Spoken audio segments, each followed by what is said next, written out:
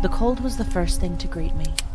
Not the familiar damp chill of a river valley at dawn, but a bone-deep, spirit-seeping cold that had nothing to do with the air in my hut. It was the same cold that had seized my heart in that dreadful dream, and it clung to me even now, hours after the images had faded. I pushed myself upright, the bearskin blanket slinking down from my shoulders to pool on the mattress. The hearth, a circle of stones in the center of the hut, still held a faint glow of embers, and the delicate smoke danced like spirits from it.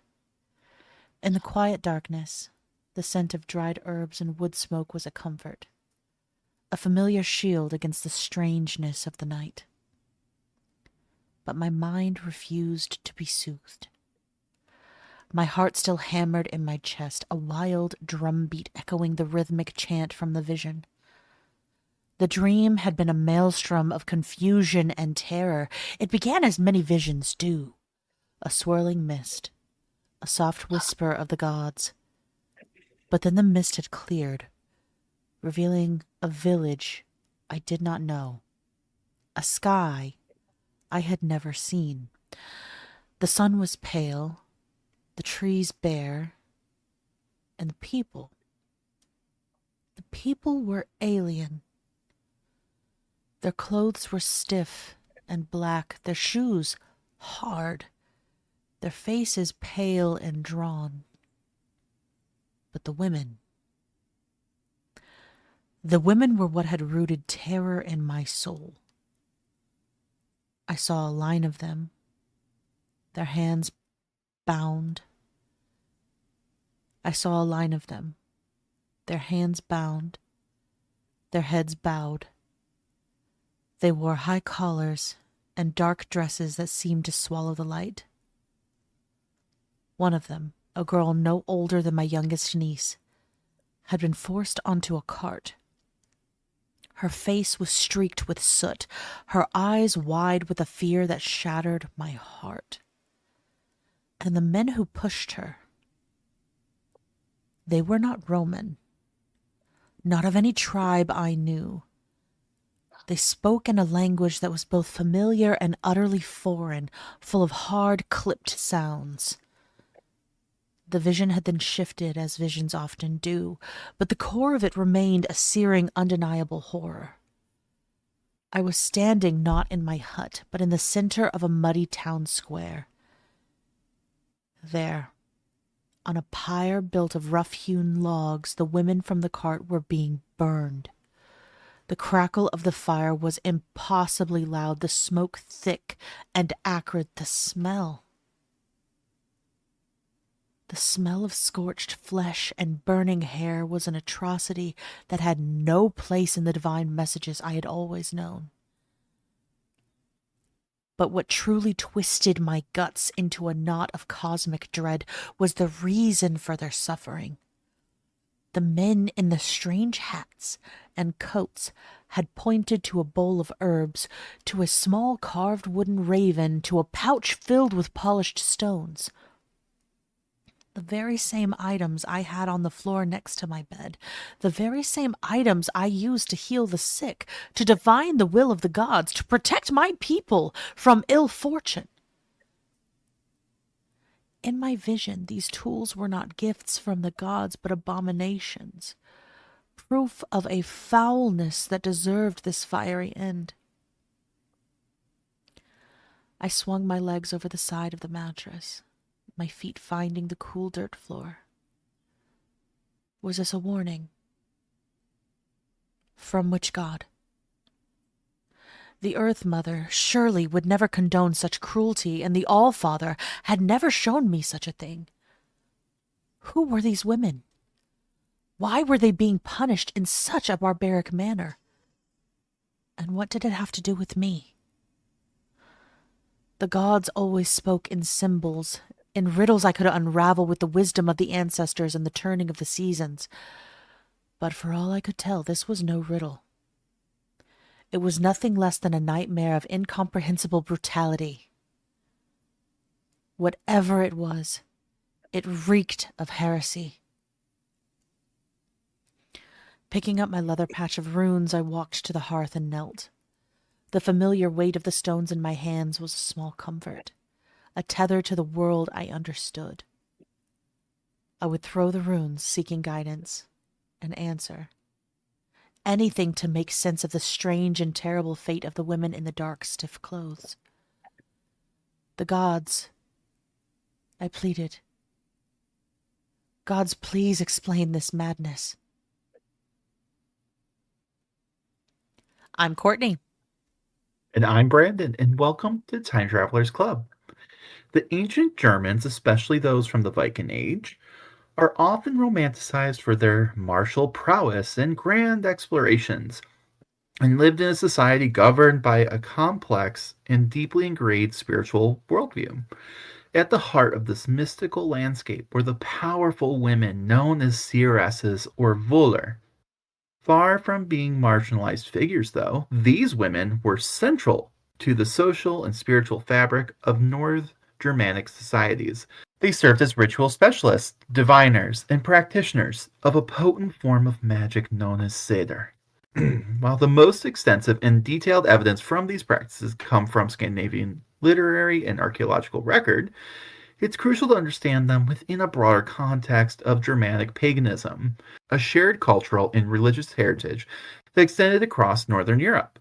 So today, we will undertake a comprehensive exploration of the Germanic seeress, meticulously examining the material evidence of their status, the nuanced mechanics of their mystical practices, the symbolic attributes they wielded, and the profound ways in which their legacy was reinterpreted and often maligned by later Christian cultures.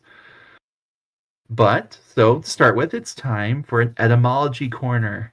Woohoo! So, Roman era sources, the Roman era sources that we unfortunately find ourselves relying on, don't really tell us what the first early Germanic peoples called their seeresses, beyond recording individual names.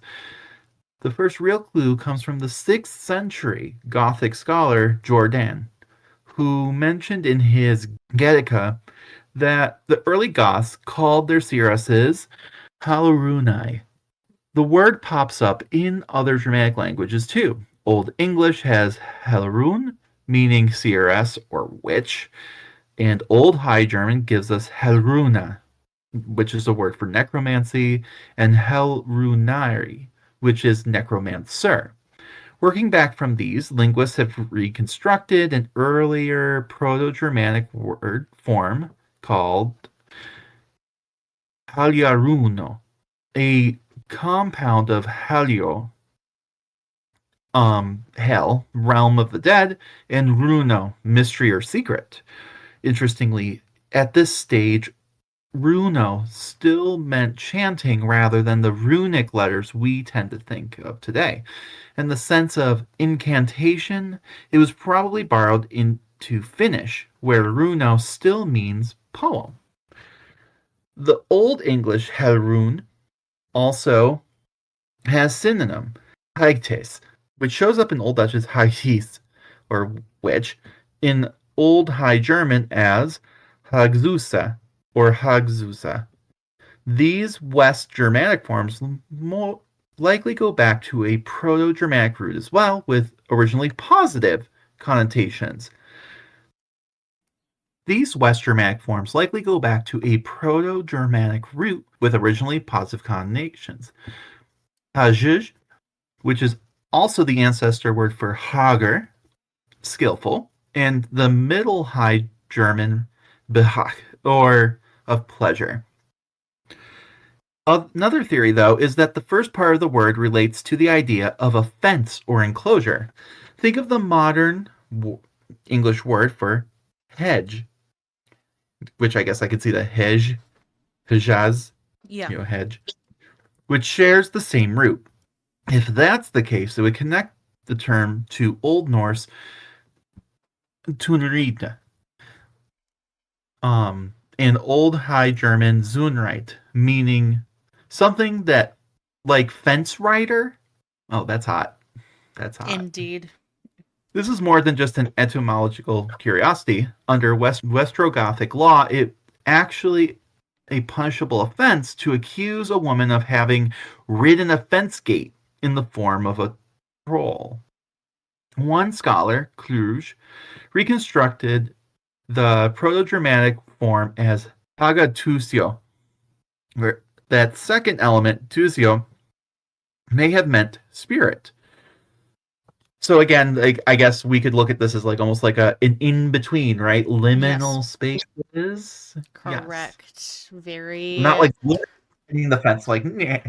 Like, I No, don't it's know a why there border. was. A fence is a border, and people Yeah, see this, and we talk about this in spiritual circles all the time. Literally being the bridge between worlds. yeah. So like the lady of the in between, like riding the fence in a way, right? Exactly. One on one side, one foot on the other. So, looking at North Germanic sources, you might get the impression that there were only two distinct types of sorceresses because, well, the Victorians of it all, we have to categorize everything. But it's got to be one or the other, right? God forbid. Indeed. But one is the staff-bearing seeress, the vulva, and the woman known for performing the magic, the Seidgona. In practice, though, scholars have found very little to separate them. Shocker. Shocker. In sorry, I'm feeling very sassy. I don't know. It's like, wow, it's shocking that you could just do both things. I don't know. In practice, though, scholars have found little to separate them. If the distinction ever existed at all, probably didn't, and the two terms are used interchangeably throughout the sources, often referring to the same woman.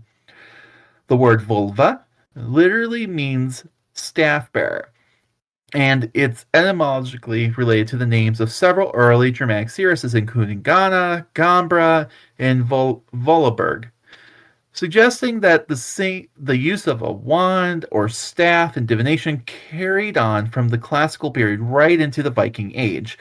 The name vulva and its variants appeared 23 times across the sources, while Seidkona, or Seder woman, turns up 8 times, and as mentioned, the two are treated as more or less the same thing.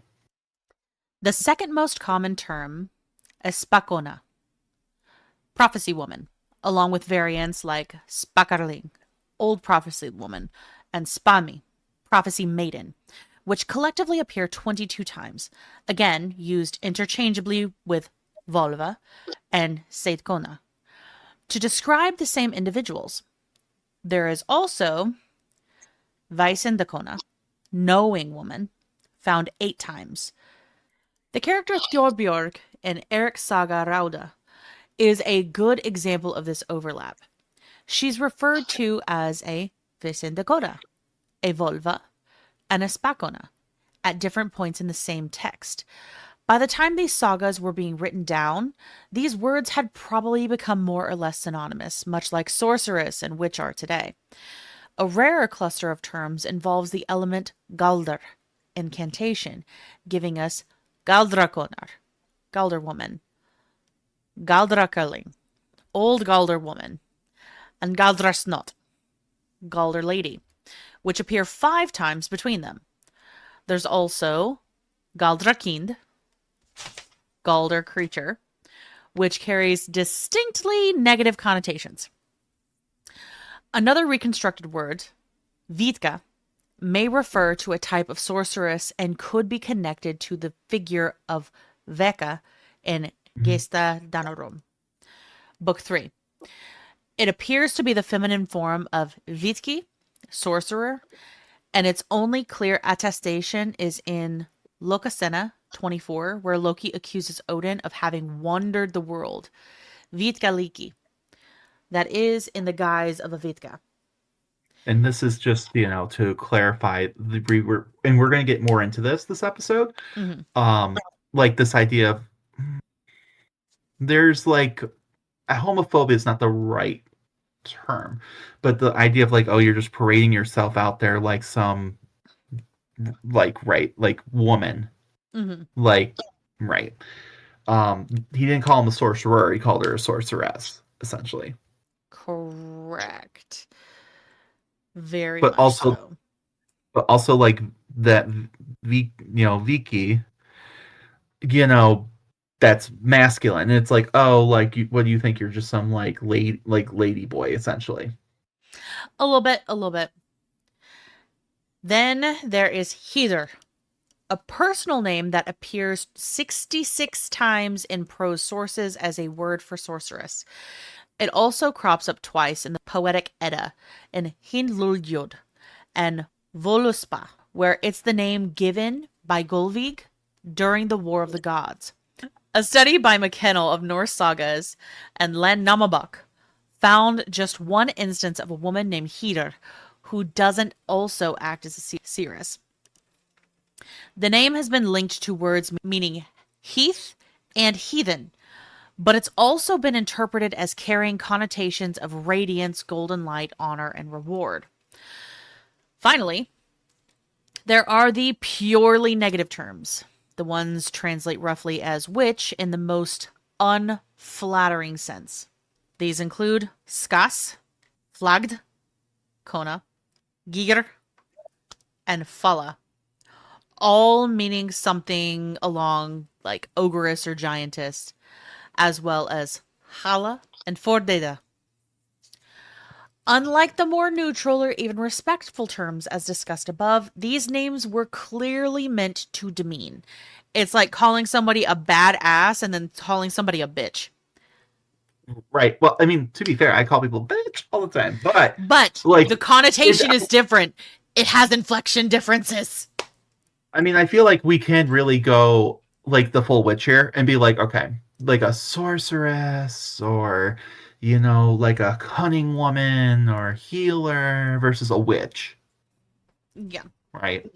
I mean, like and I know people are reappropriating that term in a positive way and stuff like that. But even then, like when you hear the word witch, right, it's usually like, oh, like there's a little bit of a negative connotation to it, right?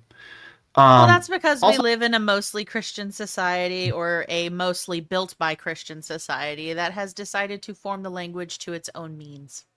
right, but that's the word, right? That they chose. Like, okay, like if this is a person who is a woman and practices magic, they are a witch. Even warlock doesn't really like he might be a mischievous guy, but like he doesn't really carry this. It doesn't carry that negative, like, oh, burn him at the stake kind of. So like we were talking earlier about like they had mentioned something along the lines, especially essentially of like the difference between like Seeresses and like witch. I would go farther, like for men, right? Use Merlin. Merlin's known as a sorcerer, a magician, a wizard. You're a wizard, Harry. And like and even a warlock, right? A druid, right? All these they're all very kind of like a little different flavor, right? But like especially with like wizard, sorcerer, magician, and like warlock, they're kind of all in the same vein, right? And like neither are wrong. All of them are wrong, not wrong, right? So Correct. in this sense, like there's not that same word for a dude as there is for a woman, right? Yeah.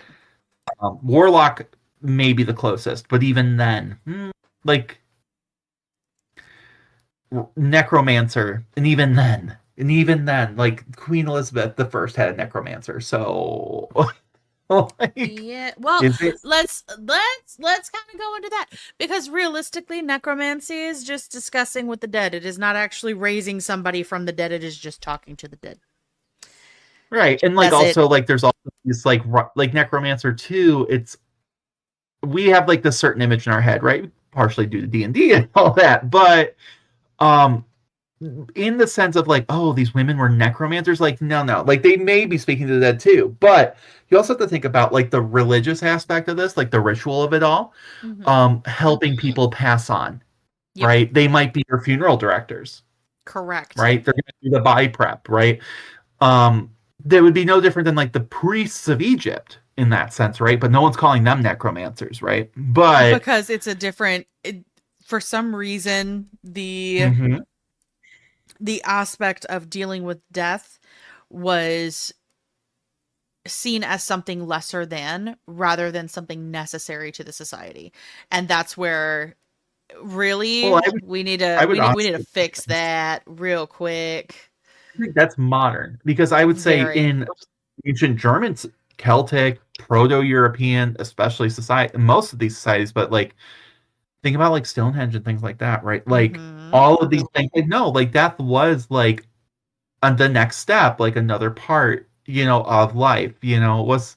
It's hard to tell how much it was or wasn't celebrated, but like if you look at the Norse of it all, like you do have these things like Valhalla and like Volkswagen and like things like that, like where you have like this like oh there is a glorious afterlife and what you do right now can determine whether you go there or not like heaven hell shit but like like that's Christian but like like that there is a life beyond this, right? Mm-hmm.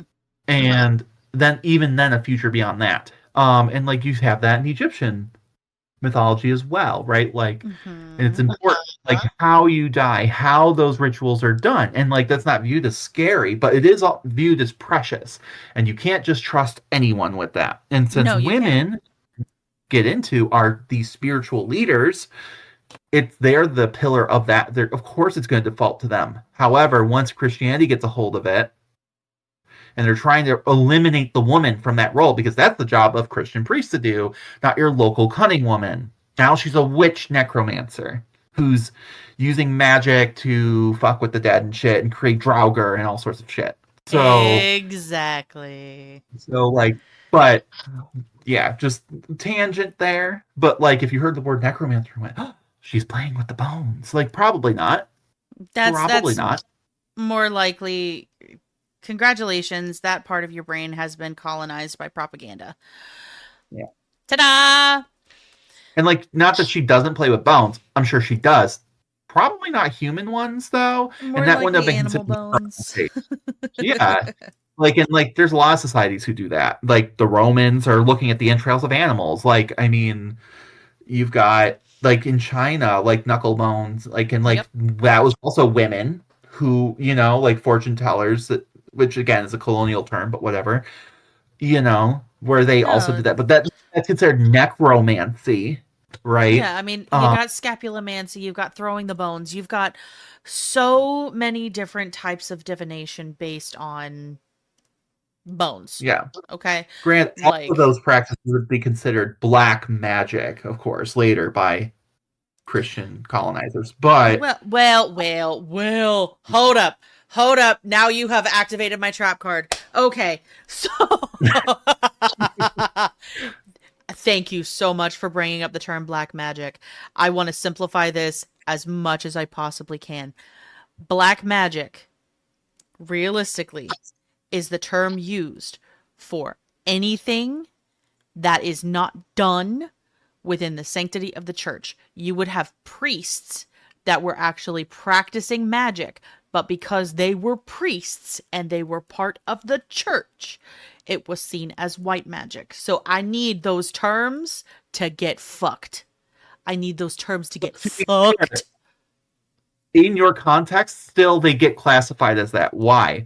Because it takes away from the church, right? Correct. You can't have women throwing fucking knuckle bones around and telling people they're like, future husbands. I don't fucking know.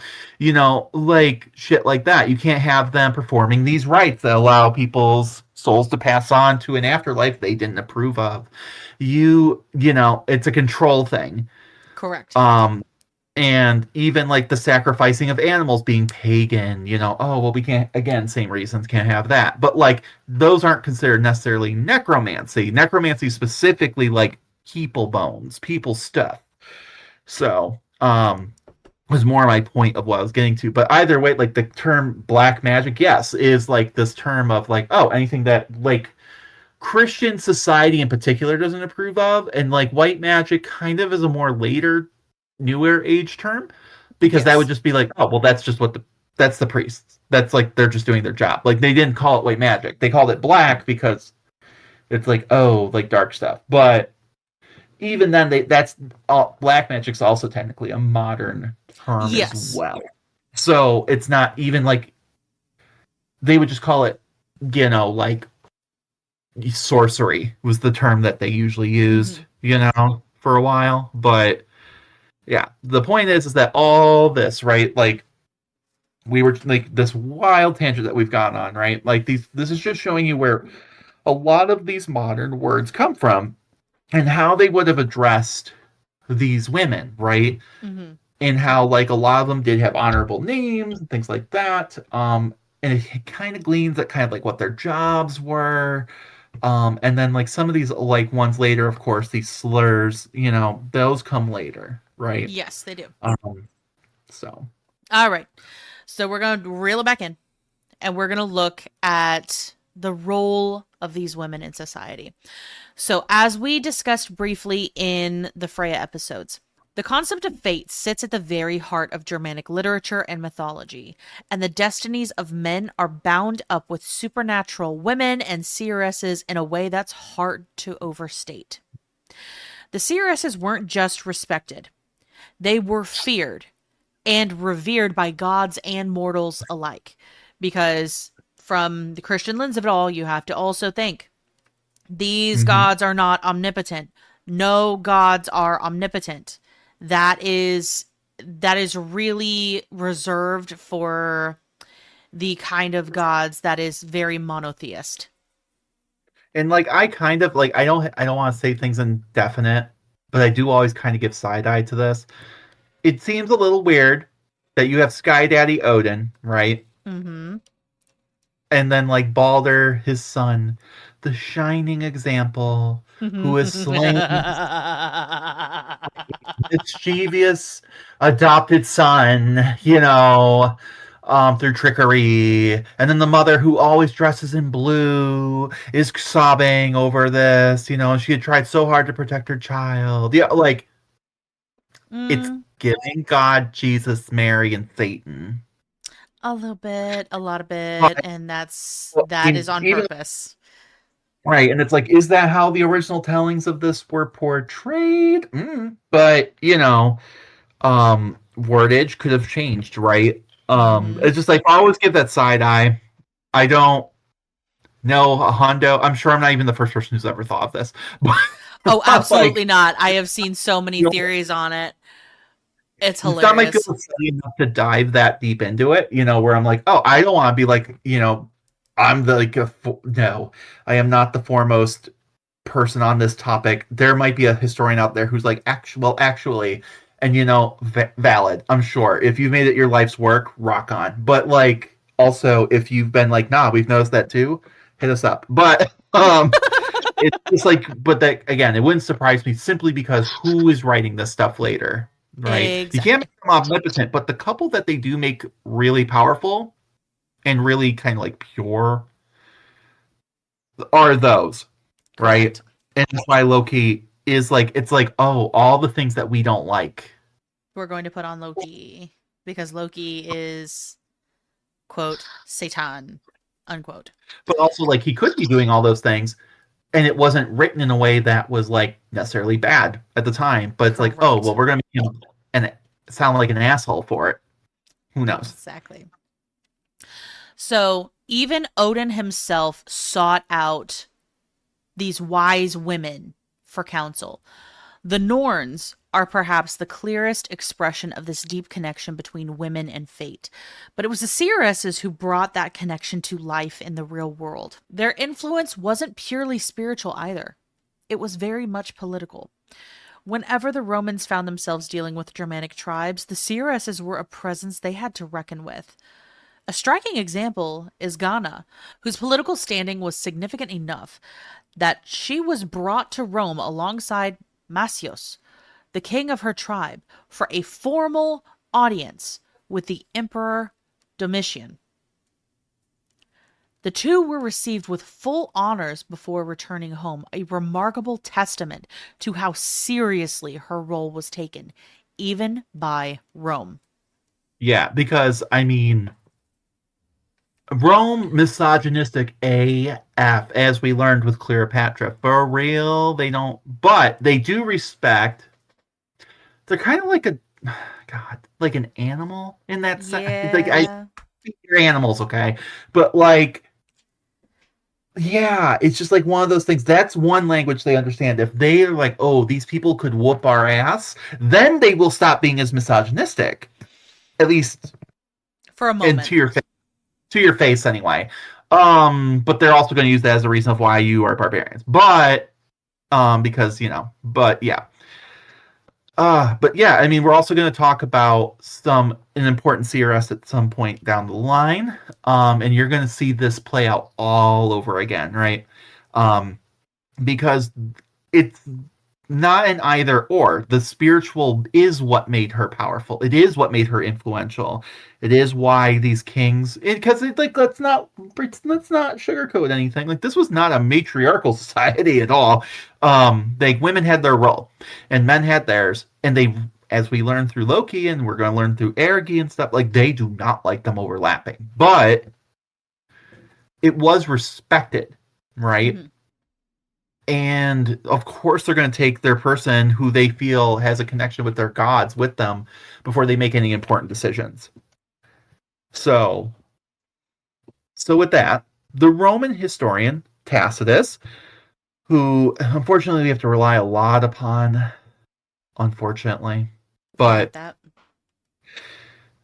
To be fair, there could have been worse men, but it's always going to have a lens, right? Because he's a Roman man who's wealthy.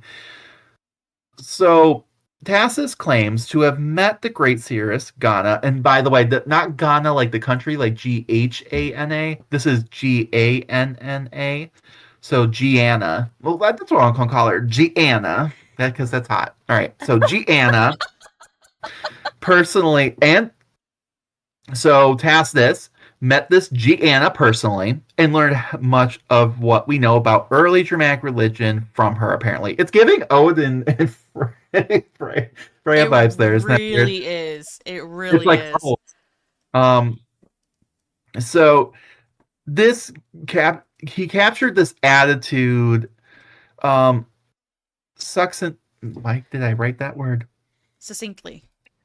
Yeah, succinctly. I don't know why. Anyway.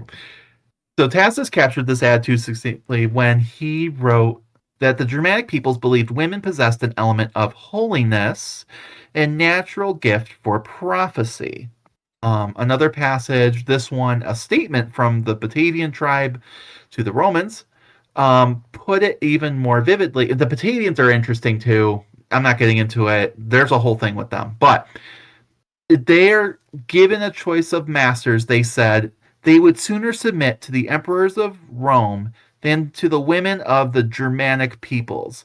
It's a backhanded compliment, but it speaks volumes to the kind of authority these women were thought to hold, which, I mean, a little bit, but also they would rather submit to a man than a woman, God forbid.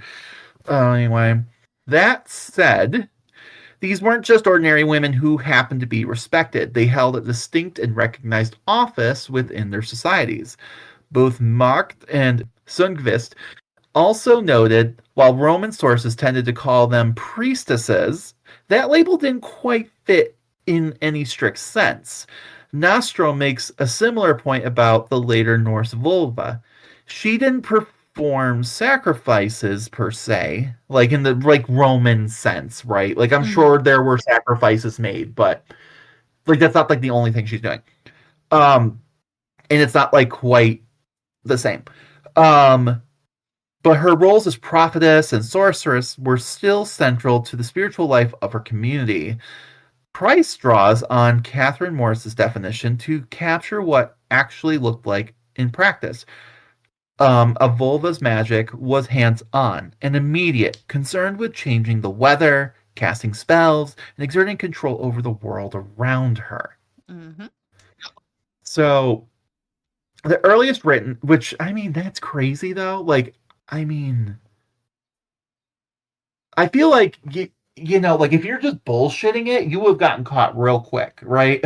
Like, yep. So like it speaks that like they're able to, whether they're understanding the smell of petrichor means like a sign that rain's coming, and then they're like, right, and it's like, oh, these are all and I don't think of it as like a charlatan way, because that would be a Christian lens of it all, but like they're interpreting these things and they're calling that magic, right? And because they're just trained to understand and look for these signs and stuff that are naturally occurring in the world, they're able to get a more accurate, like, oh, and to someone who doesn't know shit, they're like, oh man, she knew it was going to rain. Like, she predicted that. And she goes, yes, I did, because I know the science and what to look for. Exactly. Ta-da. It's Like, to here me, is no, something that I will always hold true. Magic is a science that science doesn't understand yet. We don't have right. language for it. And I just like think that, like, in that sense, like, there's always this, like, I remember reading that and I'm like, wow, like, and like, you would not have religion that continues right up into the medieval era with like the Vikings and shit Mm-hmm. if like it was a bunch of bullshit, right? And just a bunch of like I'm thinking, like, late 90s, early 2000s, Prince of Egypt, where they have like the like, very Christian movie, right? Mm-hmm. Where they have like the priests come in and they're like, oh, don't follow God. Like, look at our magic. And it's, of course, the audience knows, oh, they're just bullshitting it. Like, they're just magicians and they're just like bullshitting. And Mm-hmm. it's not like the real magic of God. And you're like, okay. Like, that's the lens that a lot of the time these women and people are painted as. But if that's all it was, it wouldn't last thousands of years. There's more to it. That's what I'm saying. Don't let and Correct. get to you. And even if nothing else, it was a placebo effect in some cases or whatever. Like, we're learning placebo effect does not mean nothing. So, getting it back, reeling it back in. The earliest written accounts of dramatic seeresses come, of course, from those Romans, because they're the ones who write things down. So just like ancient societies, listen up, write your shit down, please. Like, I get it. I'm not trying to force that on y'all. Like, I don't think a culture is a bad culture because they don't have written language. But if you don't have one, you have like these assholes, okay, who just get to fucking write your story. Exactly. You Write know? your story or they will do it for you. Right. Like, respect. I understand that, like, language, like, writing isn't everything, but otherwise, these fuckers. Anyway, so after that, um, the Romans are the ones who know these roles women played in dramatic societies, and after that, the historical record goes quiet for about a millennia, right? Mm-hmm. Until the Old Norse sagas pick up on the thread and begin to mention Seeresses regularly among the North Germanic peoples. One detail that stands out across that long gap is the striking parallel between the Leda, who we will be talking about, love her. We have a tower moment, love her, Ooh. who delivered her prophecies from a high tower in the first century. Like, God, the stage theater of that, I love her for it. And Theorborg of who in the 13th century, Eric's Saga Ruda, which Courtney had mentioned earlier, prophesies from a raised platform. Okay, so there's this idea of you need to be high. Well, not literally high. Well, maybe. But like literally high. Um, a scholar, Samek, takes this as a sign that the saga's details, including the platform, the wand, and reflect genuine practices carried over from Germanic paganism rather than just being simply later inventions.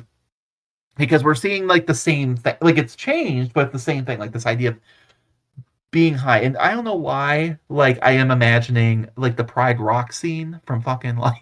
But I love that you are so much. she's just like, this like lady comes out with her staff and then she just like raises it and everyone's like, yeah. Anyway, so um so some of the most vivid early accounts, of course, come from Tacitus, whose ethnographic work Germania gives us a detailed window into German society with the little asterisk that's from a Roman. Okay, he's probably not Mm-hmm. going to understand everything. He's going to try and reason it in a way that Romans would understand, including naming gods Mercury and shit, even though they weren't Mercury. Correct. So just keep that in mind. It's complicated, and like also like things he doesn't understand, maybe didn't write down or whatever. That's all missing. So, but it's the best we got. So in chapter 8 of his work, Germania, he describes the role of women and Seeresses in particular played in Germanic life. In A.R. Burley's 1999 translation, Tacitus recounts how Germanic women would sometimes rally wavering armies by standing in their path, baring their breasts. Feels like an invention, but whatever. And reminding the men of what awaited them in captivity. Give that. See this. Some of it I can believe. Okay, Mm-hmm. right? Because we do see this historically, right? Mm-hmm. We see it with Boudica. We see it with the Druids a lot too. But that could be the other thing. It's like maybe they're just like reusing the same stuff. Like, oh, like they do that too. hmm But Mm-hmm. also these cultures did overlap. So like it could be true, right? But in either case, the fate of all of this idea of them being in captivity, which now I don't blame from this, was a fate that the men apparently feared more on their women's behalf than their own, which is kind of nice. They're like, look, I don't want to be a slave, but if my lady folk get taken as a slave, it could be like way worse for them. you know, Correct. like, like at least even if the I mean, it's a small chance, but if the men got to be a gladiator, they could, in theory, earn their freedom. The women have no such hope. They have a life at best of just being like a cleaning maid or some shit. And always the subject of sexual assault, period. Right? Correct. Well, that could literally be their job to be continuously sexually assaulted by fat, gross old men, because I'm sure they were. Okay. And it doesn't matter if Mm-hmm. they're not, at the point that's non consensual, and that's literally your job until they kill you. The end. Um, That. and especially where they do have a society where women are respected, right? Women have, and we're going to go into this next episode, like why that's the case. Like that would be bad, right? Mm-hmm. So which is good for them. I'm glad that they're thinking of that. Um, which is sad that was such a noteworthy thing for Tacitus to write down. They're like they care about their women. Anyway, like, that's Yuck. awkward. That is awkward. Um, so, because of this, he notes using noble women as hostages was a particularly effective way to keep Germanic peoples in check. Ew. There, Ew. the Roman roads, guys, like everyone's like, oh, like man, like I wish we could be like the Romans, or I literally No. that shit too, and I'm like, God damn it, they were terrible. And hey, breaking news, it falls apart, guys. They're not like here anymore. For a reason. Like, right. Whether you make the argument that they've evolved and changed, blah, blah, blah, blah, blah, or that they were destroyed, like, doesn't matter. They're not here, right? So stop fucking idealizing them. Stop mythologizing them. They were kind of assholes. Anyway, so more broadly, Tacitus writes that the Germanic peoples believed women possessed something holy, a natural prophetic quality, and so their consul was taken seriously and their predictions heeded. God forbid. Sorry, it's just he singles out Veleda as someone who, during the reign of Vespasian, was regarded by many as a divine being, which he might be interpreting that wrong, right? Maybe they don't actually view her as divine, but they respected her enough. They're like, oh, well, they must think she's divine because we would just slap that bitch around and lock her in a fucking wall if she fucked anybody. That's a reference to the Vestal Virgins. Anyway, and notes that earlier figures like Albruna may have been similarly revered, not through flattery or a desire to manufacture a goddess, but out of genuine belief. Writing around the same time, the Greek geographer and historian Strabo gives us a remarkably vivid account of the Cimbri, a Germanic people. In his Encyclopedia Geographica, in Horace Leonard Jones's 1924 translation, Strabo describes how the Cimbri's wives would travel on military campaigns accompanied by seeress priestesses, gray-haired women dressed in white, wearing flaxen cloaks, bronze girdles, and going barefoot. Their role in the camp was a grim one. Armed with swords, they would meet prisoners of war, crown them with wreaths, and lead them to a large bronze vessel. The priestesses would mount a raised platform, lean over the vessel, and cut each prisoner's throat as he was lifted up. From the blood that collected below, some of the priestesses would draw prophecies, while others examined the entrails of the bodies for signs of victory. During battle, these same women would beat on animal hides stretched over the wicker frames of wagons, producing what Strabo describes as an unearthly noise. So they were Let's they were pause. Let's doing fucking they were looking at the internal organs. Here's the thing. Here's the thing. This kind of prophesying and divination is accurate, and I'll tell you why. And it's based in science, not based in mysticism. Because I'll let you go through this, okay. But then I also have a comment to kind of counter you, but go for Glorious. So when we are looking at internal organs, we are looking at the health of the being that has been slaughtered, right? We can see signs of disease. We can see whether they are being fed properly. We can see the kind of nutrition that they have and the kind of strength that they have.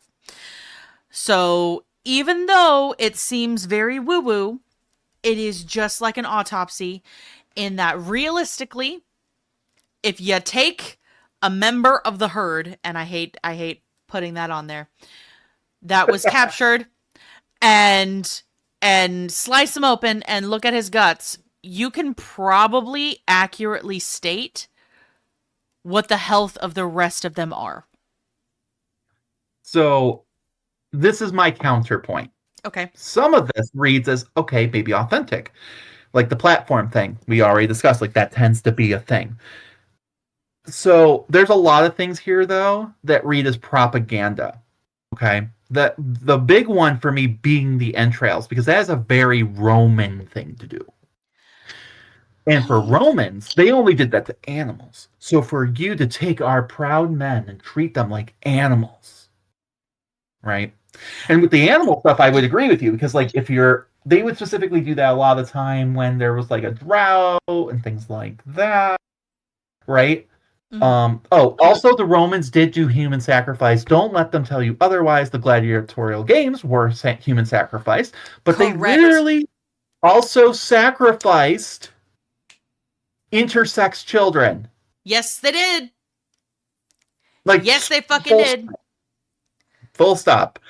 That's something I would love to cover one day. But like, anyway, the point was between that, the idea of them going barefoot would be considered barbaric, right? Mm-hmm. The idea that, like, because you see this with the Druids a lot too, where they would all dress in white with white bulls and sacrifice them in the woods, and it's like, that's very Greek. That's super Greek. And like dressing in white has nothing to do with anything. Purity, right? I'm not saying they didn't sacrifice some dudes, right? I'm not saying that. I'm just saying that, like, this is where I'm, like, keeping grains of salt, because I'm seeing more of this, like, Greco-Roman reference in, like, a perversion of their beliefs than, like, an actual Germanic one, right? Yeah. Right down to crowning them with wreaths. I mean, again, maybe they did do that stuff. I don't know. But, like, it's almost a mockery of the laurel crown. Yes. Yes, it is. So, like I said, I mean, I'm not saying that shit didn't happen, but also that these women were doing it, that they're calling them priestesses, and there's just stuff we always have to take a grain of salt. But I would say that probably these women were there.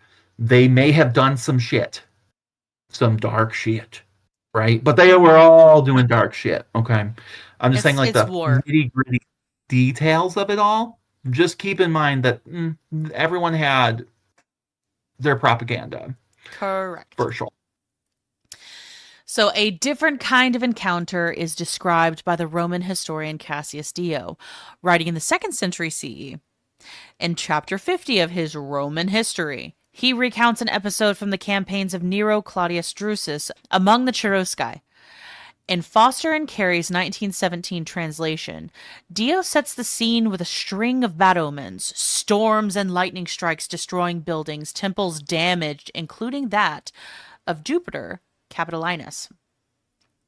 Drusus pressed on regardless, pushing deep into Germanic territory, fighting his way through the lands of the Chatae and the Suebi, and eventually crossing the Visurgis River into Cherusci territory, advancing as far as the Albis, a great river rising out of the Vandalic Mountains and flowing into the Northern Ocean, while plundering everything in his path. Because there are no good guys. No, there are not. It was there that something stopped him. As he attempted to cross the Albis, a woman of supposed superhuman size appeared before him and delivered a warning. Whither, pray, art thou hastening, insatiable Drusus? It is not fated that thou shalt look upon all these lands, but depart. For the end alike of thy labors and of thy life is already at hand. Drusus turned back. I just want to say, okay, the idea that she was a giant woman, right? Like they're trying to demonize, right? Correct. Monstrous. But I only think, because I my little nerd heart for when I was young, is the Steven universe, him singing about giant woman. Because he's so excited for his friends to fuse together and then they become giant. So he goes sings a whole song about, I want you to turn into a giant woman. It's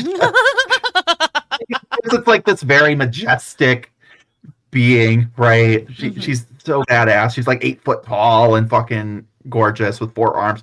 But it's like, that's the image I have, is just like these Romans like coming up and there's a giant woman. She's gonna fight crime. She's gonna fight crime. Like ADHD brain. I love your ADHD brain. But Drusus turns back and died of an illness on the return journey before he even reached the Rhine. Dio admits... Yeah, I know. Dio admits that the story is extraordinary, but says he can't bring himself to dismiss it, and points to a cluster of eerie signs that accompany Drusus's death as confirmation. Wolves prowling and howling around the camp. 2 mysterious youths seen riding through it. The sound of women wailing and shooting stars across the sky. So, weirdly enough, I can almost believe this story more than that first one, right? Yeah.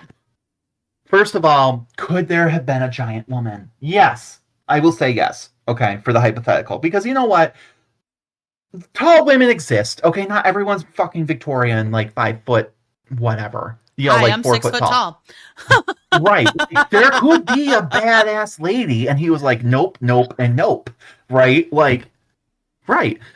And you have to think about how long they were marching. And they're going into Northern Europe, right? Like, there's a lot of swamps and shit. The idea, like, there could have been death at the camps. Dysentery was a thing. He could have pooped himself to death. You know, like, then you've got the wolf prowling around. If you have these people who are kind of haggard and diseased, like, just look at Napoleon's, like, Russian campaign, going through the same area, case in point. Of course they're gonna prowl around. And as far as the mysterious youth seen riding around it, probably scouts being like, oh yeah, these guys, they're fucked. And then the wailing could easily just, again, be these priestess women doing rites, you know, like, yes, look, keep doing the rites, it's working, you know. And then shooting stars. I mean, it's a cold, clear night in the northern hemisphere. Meteor showers can happen. But, like, combined, like that, oh, it's a bad sign. Ooh. Yeah, it's a bad sign because y'all are diseased. It's cold. You know? Y'all gonna fucking die. Yeah. And, like, you know, also could be all reasons when they were like, ooh, we need to start turning back, and we need to give them a good reason on why we turned back. You know, like, giant lady. Like, combine all this shit. But, yeah, like, I love this idea of a giant woman. And she shows up, and she's just, like, standing there. Alone. And he goes, nope. Absolutely the fuck not. And then, you know, later that night he just diarrheas himself to death. I love that for him. But But like, I had honestly in this story, I see more truth to it, right? Yeah. Um, yes, other than the maybe her being so tall, because that could just be propaganda, but like for the sake of the vibe, I'm gonna let go because there are tall women. I'm so tired of like that being like, oh, Boudica couldn't have been tall and red haired because, and like to be fair, yes, the Romans did that. They made them tall gingers, and that was supposed to be scary, But like there were tall ladies. Like it's okay. I don't think all of them were. Like, because statistically that's kind of crazy. But like every enemy that Rome faces is a tall redhead lady. But like, you know, like, Yeah, that's I'm a little sure wild. some were. So I'll let for this headcanon, this will be one of them. Good for her. Wish we had a name for her. All right. So that being said, these texts are painting a picture of ritual specialists who traveled from battlefields to settlement, and they would offer their services for payment. We will discuss, there's an archaeological aspect to all of this. I really want to dive into it, but this is already going to be a really long episode. And because I have plans for Pride Month, I don't want to keep splitting episodes, right? I don't want this to become like season one. So I'm like, that we will cover as a Patreon episode, where we can just kind of more casually talk about these things. Um, but that being said, there is so much archaeology that's backing this now versus just texts, and I love that, right? And some of it's verifying some of the texts, and other ones contradict. So tune into Patreon. I would like to try and get something like that recorded in the next couple weeks. So, as we covered with Freyja, their primary practice, the vulva, it's called Seder. And this is in an oversimplification. It is often described as a form of shamanistic magic performed from special platform called Sidyalar. So to start with, and again, there's a whole shamanistic magic that's probably going to be included in that because, like, God, that is so much to unpack. But loosely, maybe we could call it a form of that, right? So to start with, if we want to understand the spiritual life of the ancient Germanic people, we really can't do it without getting to grips with Seder. We've been talking a lot about Seder for like a month now, right? But what is it? Like, what specifically is it? What are they doing, right? This is where we're getting into it now.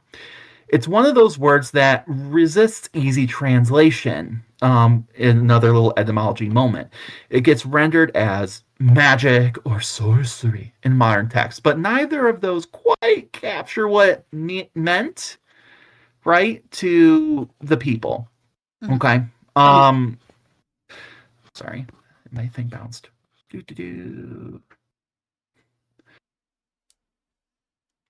But neither of those quite captured what it meant to the people who practiced it, right? Seder wasn't stage magic either, or a kind of fantasy witchcraft that we might picture today, but it went beyond the ancient cult practices we might be familiar with in the Greco-Roman world. It was something far more serious, a practice that sat at the intersection of prophecy, fate manipulation, and what we might now call, and again tentatively, right, because there's debate on that, but like shamanic like trance. And it was woven deeply into the fabric of Germanic religious and social life. So what is it? What is Seder? At its most basic level, Seder refers, and I keep saying Seder, like not Seder, Seder, referred to a form of magic concerned primarily with perceiving and influencing faith. And then I would highlight perceiving, right? Like we talked about earlier. So the Germanic worldview placed enormous weight on fate, the idea that certain outcomes were fixed, woven into the fabric of existence by supernatural forces. It's like it's right there in the myths. It's right there with Odin and the Ragnarok of it all. And Seder was the means by which certain gifted individuals could access that fabric, read it, and in some cases alter it. This is actually weirdly kind of a D&D moment. I'm not a big D&D player. Okay. Like I don't know that much about like that. But in the game Baldur's Gate 3, there's a wizard guy, okay? His name's Gale. He's bisexual as fuck. I love him. Anyway, his patron is the goddess of magic itself, and that is very much it's very Freya coded. And he is very Otter, like coded to a degree. To a degree, not quite. But the idea that that's his mistress and things like that. But like she wove magic. Like magic is a woven force, or invisible force around everybody, right? And there's like Yes. threads, and you can access those threads. You can understand fate and the nature of the universe. Very weirdly similar to this. Not quite, because that's fantasy. But if you're imagining more of that, you're closer. Um, so anyway, these gifted individuals could access that fabric, read it, and in some cases alter it. And this made it both immensely powerful and inherently dangerous if you were fucking with the fabric of the universe. I guess I could see that. you know, um, because to meddle with fate was to meddle with the structure of the cosmos, the universe, right? Mhm. The practice seems to have involved altered states of consciences. So trances, essentially, in which practitioners' spirits or mind were believed to travel beyond the ordinary world and make contact with supernatural beings, ancestral spirits, or the hidden forces that govern fate and destiny. So, like in a word, astral projection would be if you're Astral imagining projection is a good one. again, not to box And anything in. I'm just for some people who need like the visual and, mhm. and need like, oh, okay, I understand that. There you go. In Norse sources, which give us the most detailed surviving descriptions, this trance state is closely associated with the vulva or seeress, who would enter it in ritual context, usually in response to a specific question or need. This is interesting to me, and like I'm sorry to deviate again. I love the Assassin's Creed games because of course it's history inspired. That's what we're going to call it. It's not history, right? But I love Correct. like, oh, like they picked up on that detail. Every once in a while they'll do it, and I'm like, yay. And so in Valhalla, there are some problems with some of that, but I do remember, and I'm now going to go like have to go back and like actually check this out. There's like a whole side thing where there's like some of this going on, where like he is projecting himself essentially in the past, but like past life as like a god, right, amongst the gods in this like space, and with the help of a vulva, who's helping him with this like, and now I want to go back and like how accurate did they make this like this vibe? Mhm. Anyway, so with that being said, but it's important to note that by the time these sources were written down, and we're going to keep saying it, right? We're already looking at tradition that had developed over many centuries, and that the early Germanic versions may have differed in important ways, and the Christian lens of it all, right? Mhm. So, the word Seder itself is thought to derive from the Proto Germanic root connected to the idea of binding or ensnaring, which tells us something important about how the practice was conceptualized. Seder didn't just passively see fate, it actively worked on it, binding outcomes, ensnaring enemies, loosening what was tight and tightening what was loose. It was inherently a manipulative magic, that not manipulative like as in being a manipulating person, but like Mhm. manipulating the magic, right? Tactile. Mhm. In the most literal sense of the word. So And I work. I want to highlight something real quick. The Mm-hmm. Norns, they are the Mm-hmm. weavers, right? Mm-hmm. When you are weaving, when you are literally entwining, ensnaring, binding threads together, Mm-hmm. you're making something, right? Mm-hmm. This is very that. You have to see We're all gonna of this in terms of like a tapestry of life. and see now. I believe this is also appears in Assassin's Creed Valhalla, like in that like side arc. And Mhm. I kind of want to do this like as a Patreon thing now, where you and I like go in there, and we're gonna play that, and be like, how accurate was this? Like, just not like the whole game because that would be forever. But like these like certain parts, like where it involves this kind of shit, we're like, okay, let's dive in, let's figure this shit out, and like just have like comments. Like I want to do that Absolutely. now. But I am absolutely here for it. So the big question is, what could cedar actually do? The range of things cedar was believed to accomplish was remarkably broad. On the more benign end, a skilled practitioner could perform acts of divination, seeing the future, locating missing people or animals, identifying the cause of illness, or determining whether a voyage or harvest would go well. These are practical concerns for communities whose survival depend heavily on weather, crops, and the outcomes of conflict.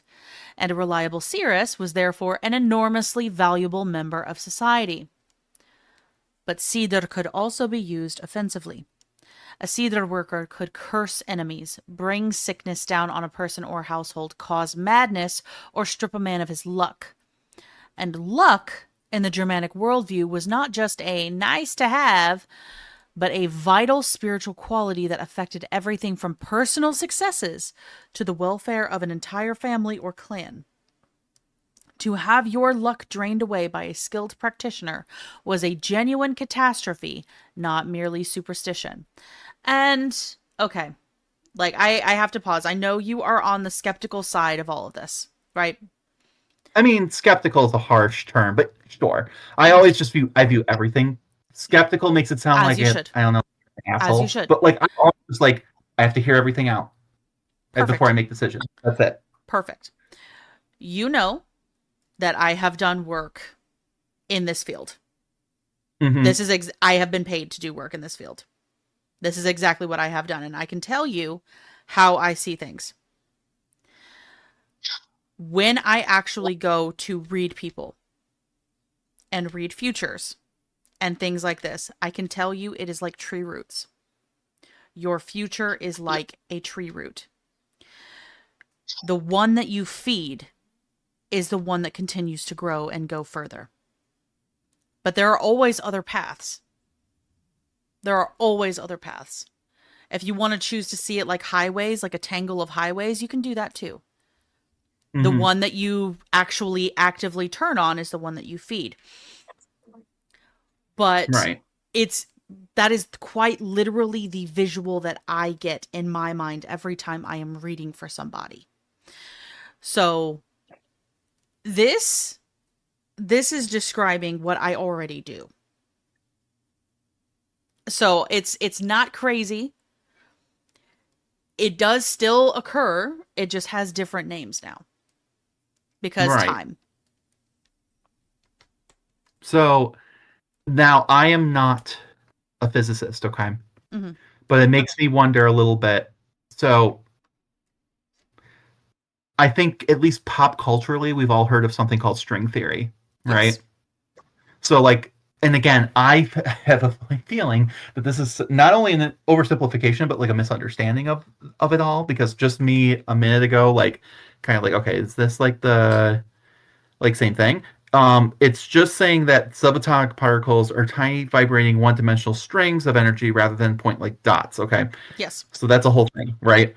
That's all it means. But everyone has interpreted that like right down to like Family Guy, where like, oh, you can travel different dimensions and what ifs and like what if this thing happened, right? The parallel universe and like, I don't know if that's what they mean, but like I do find it if that is like okay, like very complicated, sort of. I think that would be interesting to me because it's like, oh, so like magic was describing something that is now becoming like physics. Yes, well, where it's like physics is catching up. Realistically, physics is catching up. And again, oversimplification. Not a science major, guys. Not at all. And like, I guess skeptic, but like at the same time, I'm like, like we have seen that before throughout history, like, understanding, like, and it turns out, like, oh no, there was a scientific reasoning behind that. You didn't have to sacrifice the children for that, but like, yes. And here's the thing, like, my brother actually is a physicist. And we will have discussions on this because, yes, I see stuff from the spiritual perspective and the observational perspective here. He sees stuff from the scientific lens because that's what he went to school for and that's how he understands the world. But we're talking the same language, just different inflections, if that makes sense. This would be all these Patreon episode ideas. Look at that. Have your brother scientist talk about string theory and fate. like that would be insane. But That'd yeah, be a lot of so fun. yeah, so but like I do find that all like really fascinating because like yes, I mean you could call me a skeptic, but it's more like and that's the thing, like I'm not so a skeptic in the sense where I'm arrogant to be like, oh well that's not real. Like no, I don't know. That's the thing. I don't know, right? And I And am that's someone who fine. usually goes more tactile. Like I need, you know, You are I a can read researcher, you are a historian, you need it proof. and I love fantasy. I love that kind of stuff, right? Like I love it, love it, love it, right? Hmm. You know, um and so but that being said, like as far as like governing how like I function my life and my beliefs and shit, not here, not you, not most people who are like you know, Hmm. but like specifically people who are part of very big organized religions, and not even every one of those, right? Hmm. They tend to be like, oh, I have to govern my entire moral being based off of something written down in a book that wasn't even the original source. And also when people go, I have evidence that refutes this, I refuse to acknowledge that, and instead, because it's like, what am I without this? Oh yeah, no, fuck that. That's where I have problems. That's where I'm like, No. no, it's gonna go if it my based off of my quote unquote beliefs that are non-tangible are gonna hurt people or affect the way the world works. No, no, no. Like, you know, and I that's where I'm like, I govern my how I carry myself, Hmm. what my beliefs, like my morals and stuff are, right, are based off of evidence, right? Like Perfect. evidence that points to me like, no, there is evidence that like, you know, colonialism has happened, right? That women have been oppressed, right? You know, Hmm. in varying amounts and stages and shit like that. But right, um, no, I'm not going to govern my entire belief system about people based off of unless I have evidence, right? I'm not going to Hmm. demonize an entire group of people unless I have evidence. And more than likely, sure, there were shitty things they did, but it's usually in response to something else and it's carried on, right? Like, you know, Hmm. it's so like, yeah, like to get real deep, you know, like, and I'm not going to, but like we'll just use Palestine and Israel, right? There's Hmm. so much of it one side versus the other. Zionism did not come from a vacuum either, right? And a No. lot of people right now are making some pretty horrible comments, ideas, imagery that is reminiscent of Nazi stuff. Okay, Correct. comments made about, well, maybe the guy with the mustache had a good, maybe had a point. No, he did not. And a lot of the reason Zionism happened was because, like, that was like, see, if we don't have a state and we don't fight back and colonize ourselves, we will be destroyed. And there's some evidence for that, and that's enough. That's enough for them to have gotten away with some of the shit that they're doing now because it's not from a void. Just like, but there's evidence that, of course, the Palestinian people have been there just as long. They have rights. They don't deserve to be treated like shit either. But they also have done terrorist activities in the past and stuff like that. Not Palestinians as a people, but people who were Palestinian who formed groups, you know, and so is what Israel doing right now as a form of state-sponsored terror. Like it is, all that is true, but it did not. It's not all Israel people in Israel deserve to die. All Jews don't deserve to die. That's horrible. No one deserves to die like that. You know, no one, no one, Hmm. and that's the bigger, broader context, right? And so, like, I cannot demonize or condemn entire groups of people based off, but there are a lot of people who do, based off Oh, of very little absolutely. evidence and based off of feeling and what they're just told, Well, where they absolutely. don't look into anything or think about it. And that's skepticism, I suppose. And I'm if that's the case, I'm glad I have it. You know, No, because and skepticism is healthy. The ability mm-hmm, to take information in and instead of immediately seeing it as this is true, this is fact, this is real, this is yes. Now, this is how the world is and be able to pick it apart, look at it, analyze it, and then like internally decide whether this is true or not based on facts, based on evidence versus just they said so. mm-hmm. That's a sign of intelligence. When And that's not people me being are when people are new. literally taking things as just fact based on somebody else's opinion, Mhm. unfortunately that is a sign of lack of intelligence. Or just forming entire opinions and beliefs off of like vibes, you Yeah. know? There is a time and place, like, yes, I have an instinct, and usually, again, like we talked about with Seder, like there's like it's like subconscious and you don't even realize it. It's like you're picking up Mhm. on like actual environmental stuff.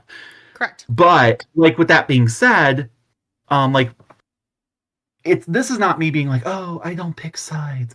No, I mean, I as of right now, I absolutely pick a side. Like, no, you do not deserve to colonize, kill, and wipe out an entire group of people, especially since y'all should really know how that feels. That's fucked, bro. You know, like, Correct. but that being said, I don't think every Israeli person is like on board with that, let alone every Jewish person. It's crazy. That was Correct. American person's a MAGA, and we're not, not at all. So it's like, yeah, I feel like there's nothing wrong. I would argue it's not even that I'm skeptical. I just critically think. That's it. And that Um, is the beautiful difference. and I think that if anything, like I'm respectful of like say Seder, for example, like where I'm like this okay, like I could see where this is a thing. Rather than just Mhm. be dismissive of it, I am like, no, like maybe there is something to it. And they're just again, it could be like the intuition and like this like intuitive, like you're understanding you're more sensitive to all these different things going on around you in your environment, Mhm. right? Which because it's so complicated to wrap our heads around, it's just easier to be like, it was intuition. It was a feeling, right? But there was more to it that you were picking up on, whether it was body language, whether it was in the case of like weather, like The petrichor, you like smelled petrichor, something. Mhm. right? And it's like you don't. There's just like there's like a certain vibe, like a hate, like you don't know, you Yeah, can't even really describe it, but you're sensitive to it, and like that's all valid, like and absolutely. can be backed by science. So it's like, you know, um, and that's fine, So I don't think it's just nothing. And, to be like, oh, well, there's a scientific reasoning. I'm not being like that either. I think that does a lot to demean a lot of these things. But at that same point, though, like, I think that there's more of a blending than people realize with like this Correct. concept of magic and science. And there was a point in history too where magic and science were considered the same thing, Yes, they and were. people died for it too, for just like studying Yes. science. And you're like, oh, you're a witch. It's like, no, no. And then she's torn apart in Alexandria for being a smart math Yes. lady. Which we really need to cover her so badly. We really do. But But bringing it the back, Seder, back to Seder. There were also forms of Seder associated with the control of animals and weather, bringing fish to nets, calling winds, or calming them, turning wild creatures against enemies. Some accounts speak of Seder being used to send the practitioner's spirit out in animal form, a practice closely related to the concept of Hemir, shape or form, and the ability to project one's spiritual self onto another body while the physical body lie in a trance. This is one of the aspects of Sidr that most closely resembles the shamanic practices in other circumpolar peoples, and it's one reason why scholars like Neil Price have argued for a genuine connection between Sidr and the wider shamanic traditions of the northern world. More dramatically, some sources describe Sidr as being used to raise the dead, or at least to compel the spirits of the dead to speak, which we were talking about with necromancy, a practice Mhm. sometimes called utisita, sitting out, in which the practitioner would spend the night alone on a burial mound or at a crossroads, communing with what lie beneath. The boundary between the living and the dead was genuinely permeable in the Germanic imagination, and Sidr was one of the tools that allowed certain people to cross it. and I would find that interesting, the crossroads thing. Is that just the Christian lens of it all, like lumping Hecate? Or is it, No, again, it could just be that no, like people came to similar conclusions because it's like, oh, it's a crossroads, like liminal space. Like, I mean, it could just be as correct. simple as that. It is But as simple as that, and I'm gonna state that as fact from my own practices and my own research in that yes, the Christian lens took a lot of things. I see the Bible and biblical perspective more as a jumbling of other people's faith. It's very much like English, in that English likes to steal language from other languages and then, like fuck it up. well, even in Christianity does the same damn thing. English too is complicated in that sense too. Just fun facts. Yes. Most of like what we have in English, right? Like up until like the colonial era, specifically the Victorian colonial era, right? A lot of those words weren't things that they chose to keep. Those were because they were invaded, right? Yes. Um, because the original language, of course, being some form of Celtic language, right? Hmm. Um, then you had, and that's not including the previous people who we have no record on because the Celts themselves were actually an invading force from the prehistoric era. But then you have the Romans, right? So then you're being forced to learn Latin.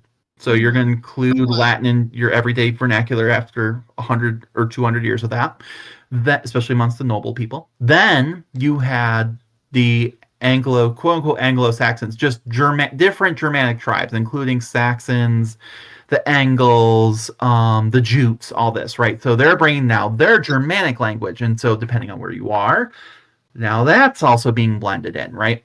And then you have the Vikings of it all. So now you got fast forward few more hundred years again, and now it's the Vikings who are bringing Scandi, which is another Germanic language, but Scandinavian versions of those languages now, right? Who have evolved separately. Then you've got the Normans who who are very French. So like you've got that. So like words like beef, right, versus cow, right? Beef, boeuf. That's French for beef. Same word, Hmm. right? Versus cow is not that. That is not the French word at all. I don't know it off the top of my head. I just know it's definitely not that. Even like chicken, right? Versus poultry, poule, right? Hmm. Versus cook, right? Um, which we do have cock, but that's beside the point. The point was just that the point is that like the finished product, the food that was served to the nobles is French. The raw material, the cow, the animal, not so much because why would the nobles care to know what that's called? Right? But Correct. for the peasants, they do have to know what that finished product is called because that's what they're serving up. So they have to use the vernacular that the nobles are used to using. So that becomes blended in. And language is crazy. And English is complicated because it's following so many different rules. Um, and yeah, then the colonialism of it all, where we are just like taking words, whether it's Raj, which is just a generic term for like a ruler in India, but like there were so many other words, but that just happened to be one of them. Like there is that. But we're really digressing, getting into the etymology of it all again. I'm sorry, but it's just like one of those things that yes, English is one of those languages. That's why it's difficult, right? Because you're following different rules, but it's also we like to. It's almost like a point of pride that English is like one of the hardest languages to learn. It really actually isn't. Um, I tried to learn, so I had to learn some French, right? And let me tell you right now, the gendering of words and then how that influences the structure of a sentence, wild. You Hmm. know, we don't have a female version of they and us. You know, um, and then German has third gender, Yes. and that just so it's like, we're actually not like the word like we have some of that like sorcerer versus sorceress or something, but even then, like in theory, cow versus bull or heifer and things. But like in our most of our words, we don't have to restructure the entire sentence just based off of gender, and context clues. Yeah. So, I mean, but anyway. So speaking of gender, weird segue that I did not actually plan. Here is where things get really interesting in terms of Seder. And it's very complicated. Seder in Germanic world was overwhelmingly associated with women. We've discussed all women up until this point, right? Mhm. We've really been driving that point home. The primary practitioners were Voller, or Seeresses, singular vulva, and Seidkoner, or Seder women. The practice was considered to be naturally, even essentially, feminine. Mhm. This wasn't just a cultural preference. It was understood in cosmological terms, we've covered a little bit in past episodes, but women were believed to have a closer relationship to fate, the hidden currents of the world, the kinds of knowledge that lay beyond ordinary human perception. The Norns, again, wove the fates of gods, men, and were women. The Disir, or ancestral protective spirits, were often women. The Valkyrie, who chose the slain from the battlefield, women. Fate and femininity were intertwined at the deepest level of Germanic worldview, and this in Seder was the living expression of that connection. This had real social consequences, right? Women who practiced Seder occupied a distinctive and somewhat ambiguous position in society, respected, even feared, but also set apart. The traveling vulva, described in sagas, moved through communities as a kind of honored guest, treated with deference and given the best seat at the feast. But she is also clearly other, not quite of the community she visits, bound by different rules, inhabiting a different kind of social space.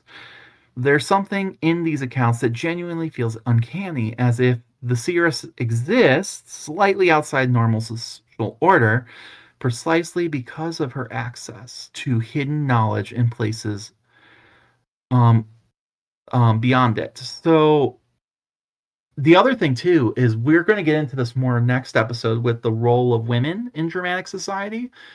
But most women were very much tied down, right? Mhm. Like this is the exception. These women are remarkably mobile, right? That they can just go wherever the fuck they want. It's expected, right?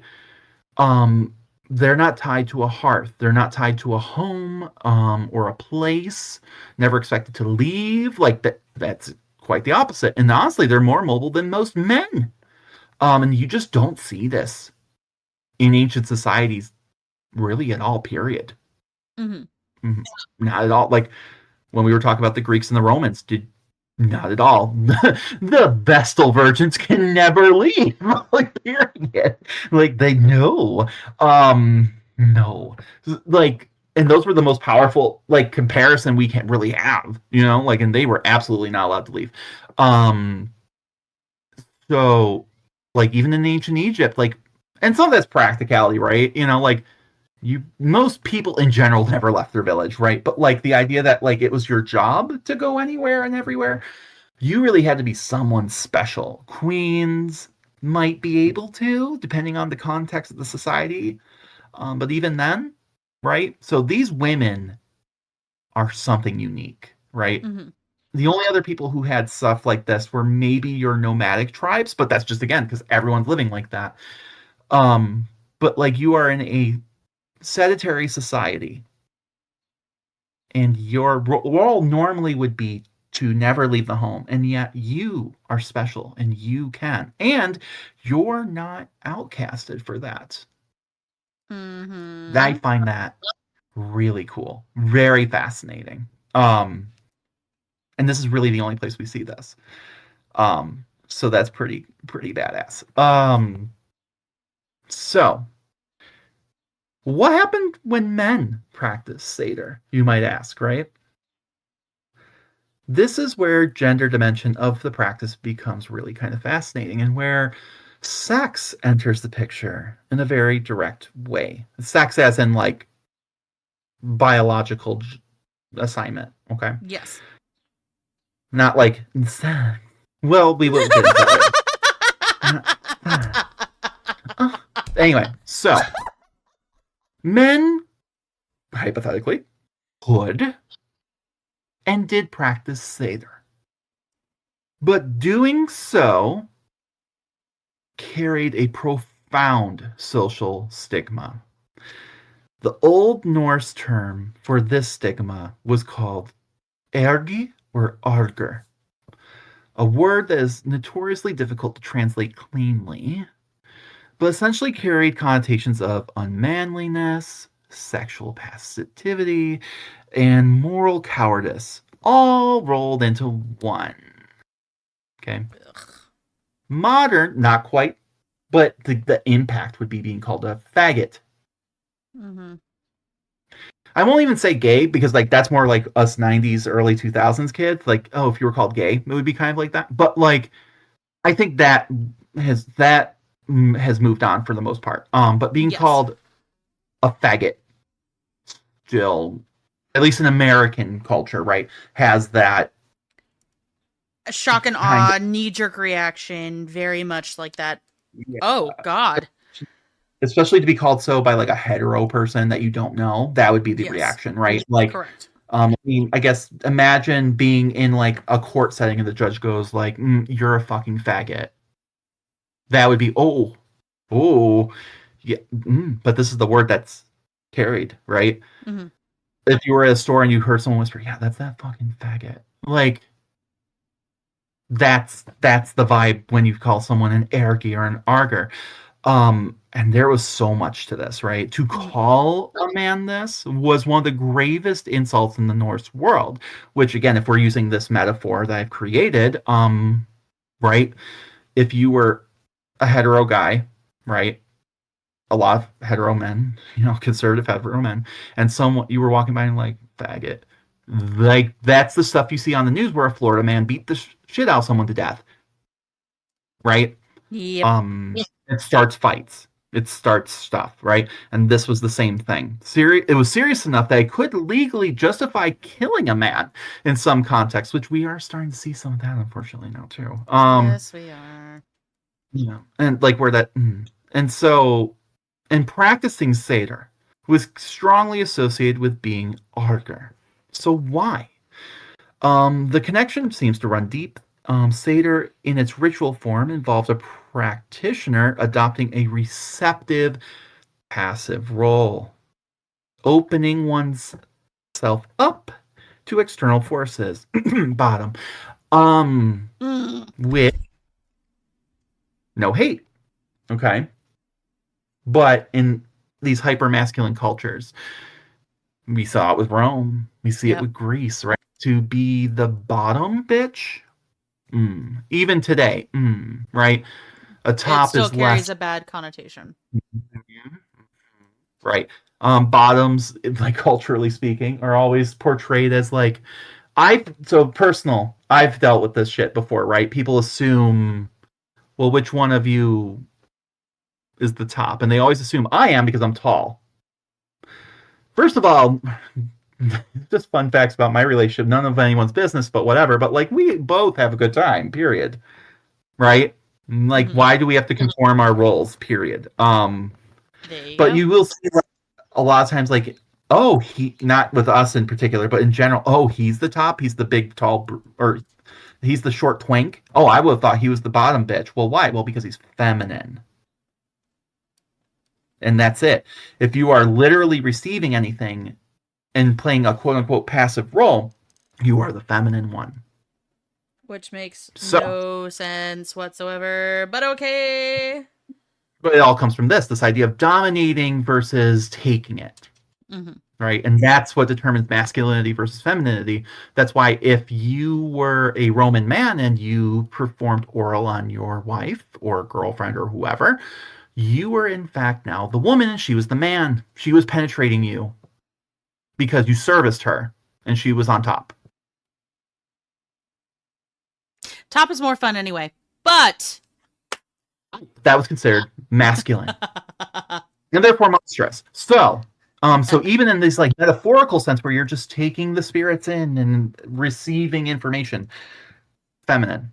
So in a society where masculinity and this identity built around it was bound up with active, assertive behavior, domination, penetration, literal and metaphorical, control, This kind of ritual passivity was felt to be fundamentally at odds with manhood. The language used around Seder is telling. The practitioner was thought of as being acted upon, as receiving rather than giving, in ways that mapped uncomfortably onto sexual passivity in the cultural imagination.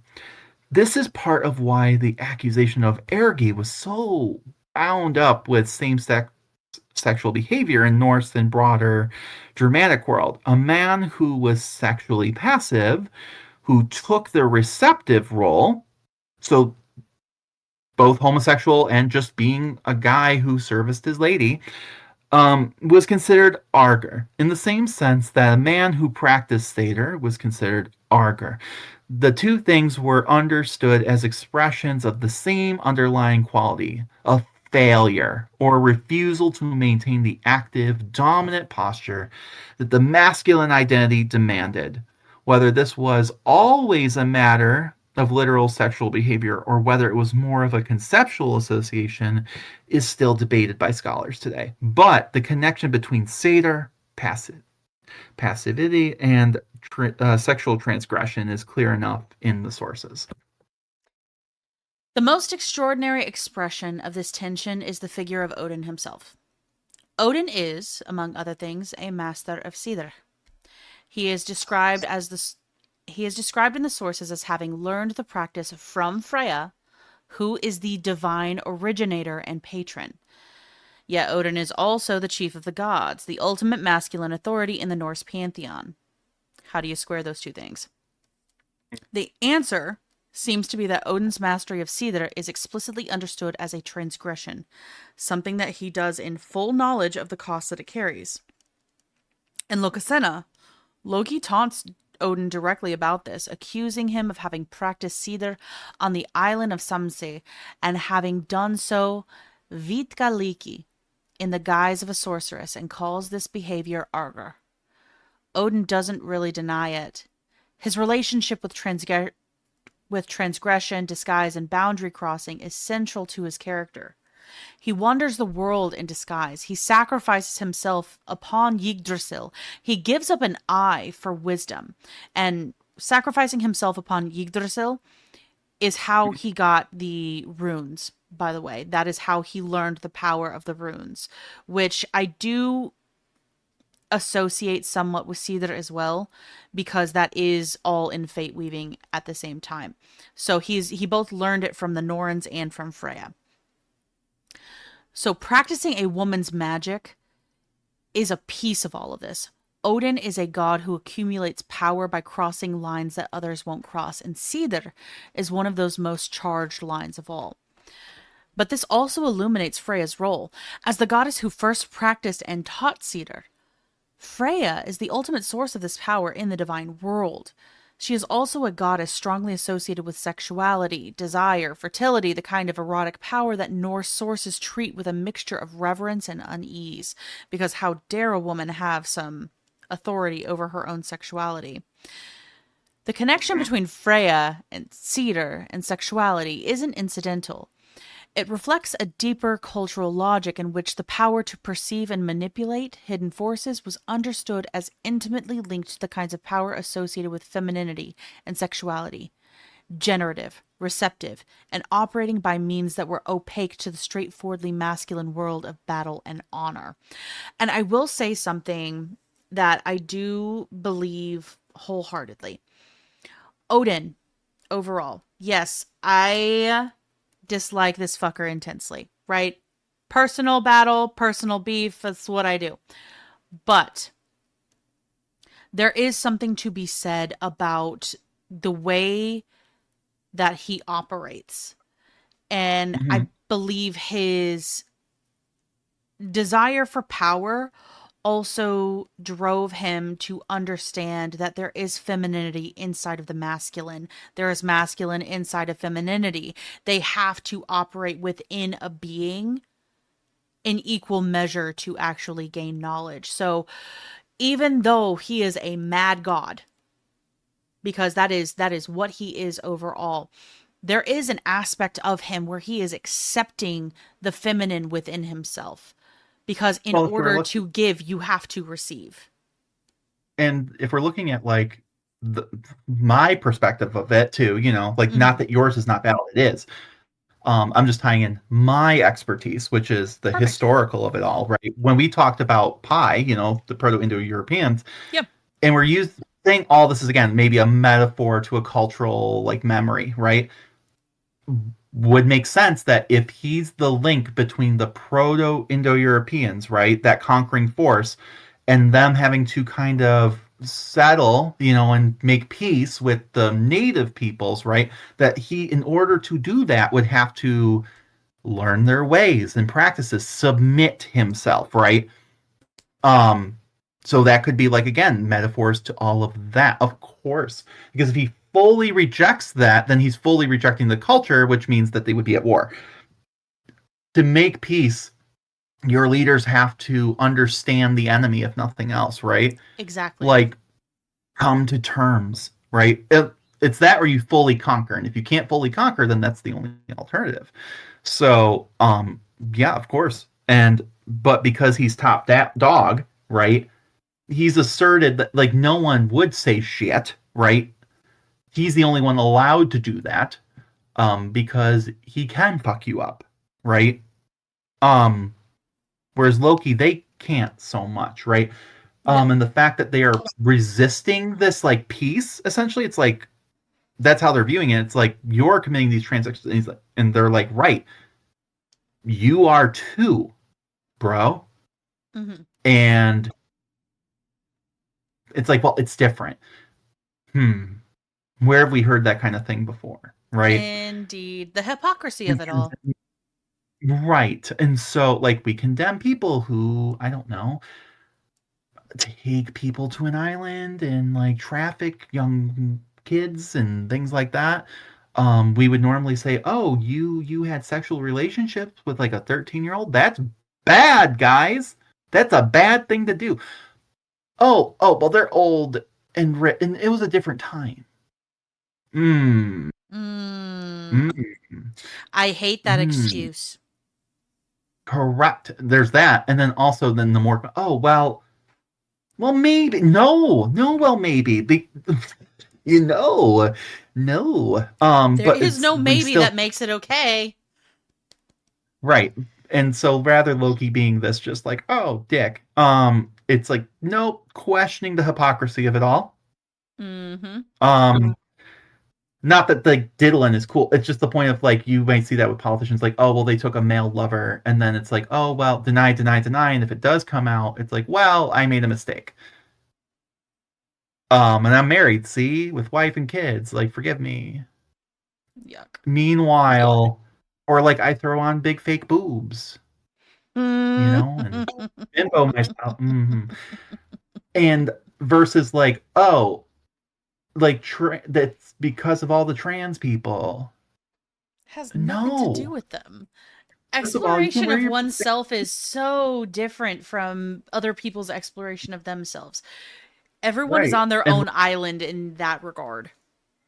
in Loki's case, like you could look at rather than a story of them being a hypocrite, them being like pointing this shit out, being like, not that it should be banned or gotten rid of, but like maybe we need to chill the fuck out about a lot of this. Hmm? Exactly. Maybe stop treating me like shit for it. Well, also, I do want to point something out there. Loki, we know, is a giant. He comes from the ice giants. He is also other. And so he is Mhm. extra other because of it.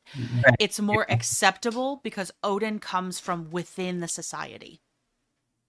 correct. Right, and you see that there is modern context to some of that too. Not to Correct. like. It's just like some of the things. It's like okay, like what are some other things we could learn from this, right? And Hmm. that's to me one of them. Like Loki, who is non-binary and you know, doing some crazy shit as a horse, but that's beside the point. It's like one of those things like, okay, rather than demonize, maybe we look at and go, this is someone who was fed up Correct. for existing, trying to do the right things by people, never being accepted, never being treated. And it's like, fine, fuck it. like, and calling people out on their bullshit. Yep. Um, which is what Because we see happening society never now. likes a truth teller. This is why we have Correct. whistleblower laws to protect them. Because nobody likes a truth teller. Correct. So, All right. So, sex, like genuine, as a ritual element. Beyond the conceptual sex. associations, there are hints in the sources that sexual activity may have played a more direct role in some forms of seer practice. This is an area where scholars are appropriately cautious, partly because the sources are often ambiguous, and partly because medieval Christian writers who preserved many of these accounts had had strong reasons to emphasize the scandalous or transgressive aspects of pagan practice. But the hints are there. Some accounts of Cedar describe practices that seem to involve the ritual use of sexual energy. Have done so, very potent. It's a good time all around. I suggest it. The idea that the boundary crossing power of sexuality could be harnessed and directed in the same way that a trance state was harnessed and directed. The connection between Cedar and Ergi suggests that the practice was understood to involve a kind of deliberate transgression of normal sexual and gender boundaries, and transgression in a ritual context often carries a specific power. By stepping outside the normal order, the practitioner temporarily inhabits a space between categories, which is precisely the kind of liminal space from which hidden knowledge and supernatural power are thought to flow. There also is the broader context of Norse and Germanic beliefs about the spiritual significance of sexual union. Fertility magic, the kind associated with the Vanir gods, of whom Freyja is the most prominent, was closely linked to both agricultural abundance and to Sidr. The Vanir, unlike the warrior Aesir, were gods of growth, reproduction, and the cycles of nature, and their magic was a piece of those associations. When Freyja teaches Sidr to Odin, she is in some sense transferring Vanir knowledge to the Aesir, a transmission that the sources treat as fraught and transgressive, much like the sexual and gender transgressions that cluster around Sidr more generally. Another core component to the Seeresses practice was chanting, a ritualized vocal performance that was both a tool of magic and a means of altered states. This was known primarily as Galdr, a term whose etymology is pretty broad. We're just not going to go crazy into it. It was derived from some Proto-Germanic forms, and we've got some terms from Old English, but the core of its meaning is song, or charm, or sorcery, right? So, kind of like all of these, right? The power of the chant was so immense that it spawned a rich vocabulary of related terms, such as Galdrabok. It was a book of magic. Galdrastafir, which was magical characters or runes that were chanted to be made active. Valdgaldr, a specific form of Odinic necromancy. In fact, the very act of being chanted was believed to be powerful. It could affect a person's sanity. I wonder if enchanted sounds about right. Mm-hmm. So a belief preserved in modern Swedish word galen, or crazy, which literally means to have been chanted. Enchanted. Another type of chant was Vardlakur, sometimes also known as Sedleti. I said it so Italian, and I'm sorry. Sedleti, or Seder song. Scholars have connected the term of Old Norse with Vorder, or guard, or protector, and intriguingly, the Scottish dialect word warlock. There's that word again. The different spellings of the term Vodloker, or to lure spirits, and Vardloker, or locking the spirits under the Seeresses' power, suggest a powerful dual function. These chants were designed to both attract helpful spirits from the underworld, from the other world, to aid divination and bind them, or other protective entities to a specific purpose, such as safeguarding the Seeress during her trance. Always use protection. These chants were set. You're welcome for that. These chants were, if we're going to treat it as a passive role and it's all sexual, then there you go. These chants were said to be high pitched and pleasing to the ear, a sweetness that was both alluring to spirits and, as seen in the Mhm. Lex Dola saga, could be a sinister lure for mortals. These high pitched, compelling vocal style is reminiscent of a traditional Swedish herding call called lockrop, which further emphasizes the compelling, almost hypnotic nature of the chants. The rhythmic, melodic quality of these chants, often performed while seated on the sidehaler, may have been essential for creating liminal trance-like state necessary for the seeress to begin her spiritual journey. And this is where we get that weird like the shamanism possibly of it all. Like you do see this in like shaman like practices, right? Yes. Even like with the like Mongolian like throat singing, like that Mhm. that sound, like if you listen to it long enough, does create these like weird there's a lot of science actually done on this. These trance states actually kind of activate certain parts of your brain, and Yes, they that's very do. interesting. Yes, they do. And Um, it's very effective. And I have done it. It is it is good. It is good. so I suggest set a timer for yourself though. Prophecy was the ultimate goal of the Seeresses' rituals, a direct result of her journey into the spirit world. The sagas provide vivid, although often brief, descriptions of how this knowledge was conveyed. The process was not a simple act of speaking, but a profound and ecstatic experience that blurred the line between the physical and spiritual realms. A key part of this was the trance state, a deliberately induced psychological and physiological condition. The text described two primary methods of prophesying once the seeress was in this state. The first was an immediate guttural form of communication, during which the seeress would enter a trance and gasp for air with an open mouth, her words seeming to come from elsewhere. This is a powerful shamanistic image of the body acting as a temporary vessel for otherworldly knowledge. Scholars like Clive Tolley have suggested that gasp for air might not be a sign of a soul leaving the body, but rather the seeress breathing in the spirits, allowing them to speak through her. This would align with the chanting ritual, Vardlokkur, designed to lure the spirits to her. The second method involved a more composed recitation, where the seeress would return from her trance and recount her experience while awake. This suggests a journey, a spiritual quest to gather information, followed by a more lucid and controlled delivery of the findings to her audience. So, like we talked about earlier, astral projection, well, the modern term, something similar to astral projection. So, she's going out, retrieving, and then coming back and recounting. These trance states were not achieved passively. They were a culmination of the sensory overload and ritualized performance of Sidr. The rhythmic chanting, often to the beat of a drum, would have a hypnotic effect, while the use of potent ethogens like henbane and cannabis provided the physiological catalyst for the ecstatic journey.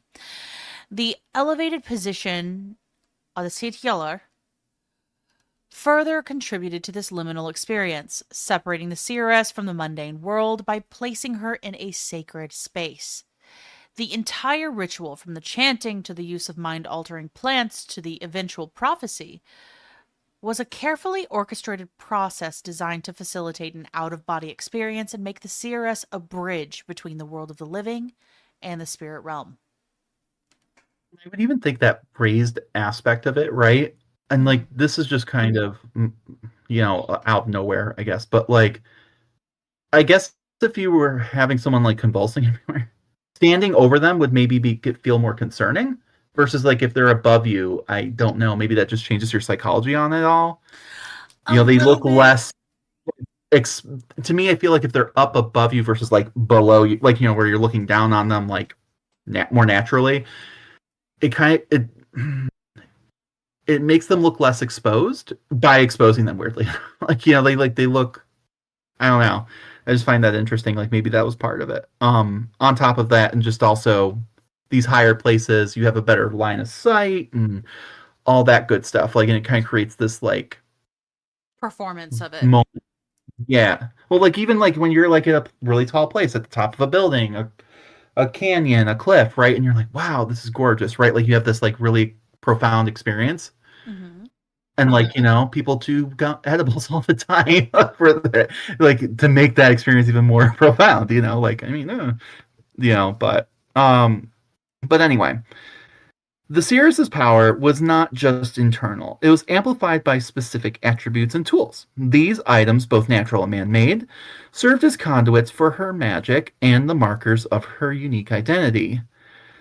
So wands and staffs were perhaps the most iconic and essential tools of the CRS, so much so that the term staff bearer became an alternative name for them in some sources. These staves or wands were far more than simple walking sticks. They were powerful ritual objects integral with the practice of Seder. The Seeresses' staff, the Seder staff, archaeological finds have unearthed several examples of these, confirming their description in the sagas, which is nice. We love a moment where, like, oh, it's actually a thing. Mm-hmm. They're not just bullshitting. You know, um, the staff from the I all of a sudden can't talk. The staff from the Firkat burial, though partially disintegrated, was a metal wand, while the one from the Hag by Hoda was made of iron. A particularly well preserved example, often referred to as a staff of office, was found in a 10th century grave at Klinta, Sweden.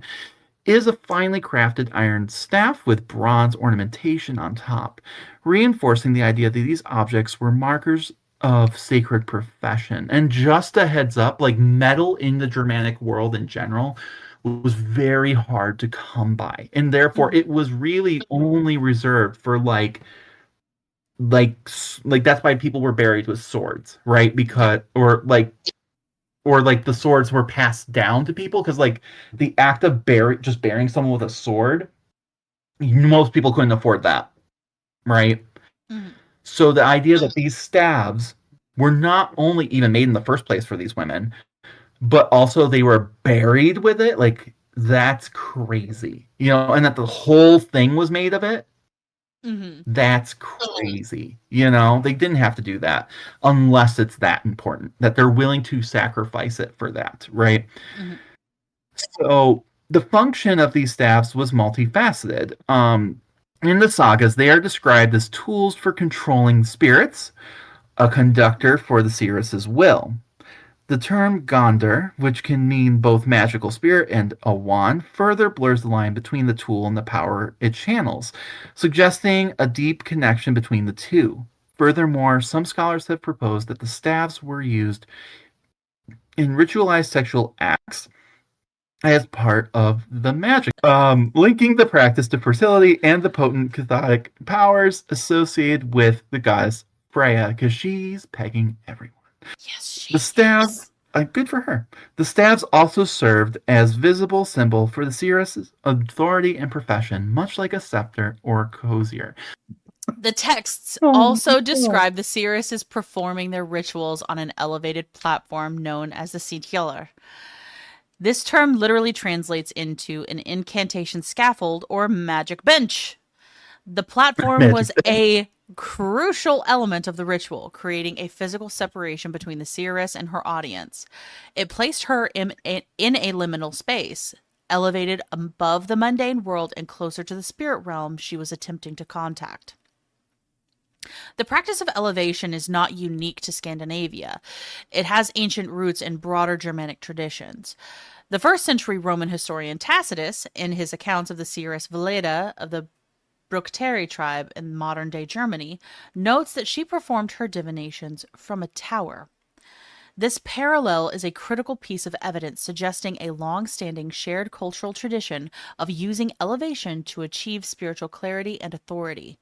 The Seeresses' chair amulet from the Firkat burial may also be a symbolic representation of this ritual seat, further cementing the importance of the platform as a key part of her practice. I do want to take a moment to zoom out on a world stage because realistically, The stage. um, That's actually fun. Anyway. exactly, on the world stage, realistically, in just about every spiritual tradition, we can look at it the world over. Elevation does equate to reaching the gods. Where is the Hmm. most spiritually sacred places? The tops of mountains. Well, even like thinking like the Christianity of it all, like right, like they usually Mm-hmm. speak from their, their plinth, their altar, their whatever, right? Like it's Exactly. elevated, right? Like when you look at like Islam, and you have the imams, like they're Mm-hmm. speaking from an elevated place, like a sacred place that's elevated where they can speak, right? Mm-hmm. You have this and that's just like those two examples, but then like when you think of like even in Japan, a lot of these like festivals and stuff, where the traditions originally came from, like they might perform a dance and like an act and it was meant to placate a spirit or a kami, right? Like Mm-hmm. on a platform, sumo done on a platform because that was considered sacred. Like Yes. you see this all, even the Maya, when you think of like the Maya and the Aztecs and like the like heart cutting out of it all, like where is it done? The top of a pyramid, which is essentially a giant platform. Like, Exactly. yes, it's this forcing you to look up at it. Yes. I think that there is something to that. Absolutely. So, perhaps almost infamously, the use of hallucinogens was a critical component of inducing the ecstatic states necessary for the Seeresses' work, providing a physiological foundation for the spiritual journey. The archaeological evidence provides direct confirmation of this deliberate practice, moving the discussion beyond mere conjecture based on literary sources. One example is henbane. The discovery of hundreds of henbane seeds within a small purse in the Firkat grave is a staggering piece of evidence. Henbane is a member of the nightshade family and contains powerful tropane alkaloids, primarily scopolamine, hyoscyamin, and atropine.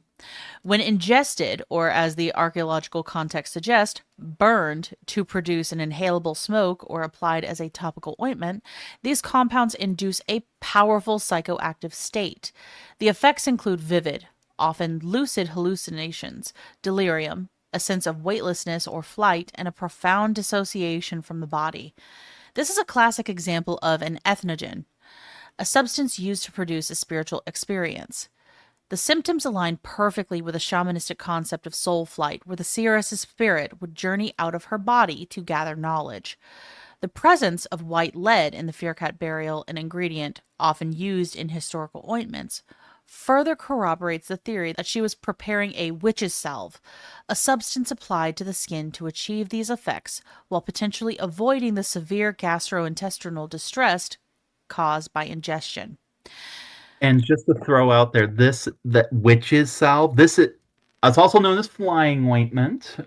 Yeah. Very famous, and this is going to come up later Yes. in the witch trials of it all, right? So that witch's salve, that's not what they would have called it then, but that is what it's going to be called in the same place about 1,000 years from now. So, Correct. just keep that in mind. The German name for the plant, Bilsenkraut, which translates to plant of madness, is derived from an Indo European root meaning magical power and underscores its ancient and well understood role in inducing altered states. Another was cannabis. The Oseberg burial provides a different but equally compelling piece of evidence with the discovery of cannabis seeds.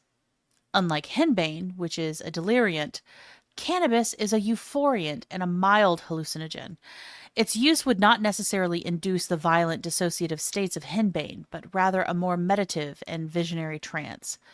The seeds were found in a pouch, a small pouch, not a large quantity for agricultural use, strongly suggesting that they were intended for ritualistic rather than practical purposes. Its effects, which can include deep introspection, a sense of altered time, and heightened sensory awareness, would have been likely conductive to the prophesying aspects of Sidr, and may also have been used to ease the transition from the dead into the afterlife or to soothe the mourners during the elaborate funeral rites. Because you I know mean, so what? there Sometimes getting a Valium at a funeral is okay. I was just thinking, sometimes, I have family who does this, man, like, when you're sad, you're bummed, or if you're at a funeral, you go with a couple of the cousins and you smoke one out, you just, I mean, it's why people drink. It's like, why not, right? Because sometimes when you're in those emotional states, right, You need like to you need dissociate something, a little bit, right? and it's okay. Like it makes sense. And so she's like, yo, look, I know you're sad about your dad dying. Here's take a little puff of this, you'll feel better. Take a hit, Like take a hit, you're pass it on. good. Hmm. These discoveries are crucial because they confirm that the mystical practices described in the sagas had a tangible pharmacological basis. The Seeresses were not just charismatic figures, they were experts in ethnobotany and pharmacology, wielding their knowledge of powerful plants as a means to unlock ecstatic states and bridge the gap between the visible world and the spirit realm. And I mean, we know I didn't touch it. Wait, because I want to do a whole series at some point about like the history of like drugs, essentially. Mm-hmm. But like there's mushrooms, right? They're very important. But, I think that like, but these were the ones that we're finding in the gravesite. So, that's why we're including it. And I'd like to save magic mushrooms for another episode. This is long enough. Um, but those, yes, were being used as well. For anyone who's like screaming at us right now, like, what about the mushrooms? Like, we know, guy. Okay, relax. Take a hit of this. Anyway, oh no, not the flying ointment. Anyway, um, so this one's for my friend Amanda. Shout out to Amanda. If she's listening to this because she has a cat named Freya. Okay. And so we're gonna now talk briefly about like the feline symbolism. And why that's associated with Freya and magic in particular. Right? And also where the idea of witches having cats maybe come from.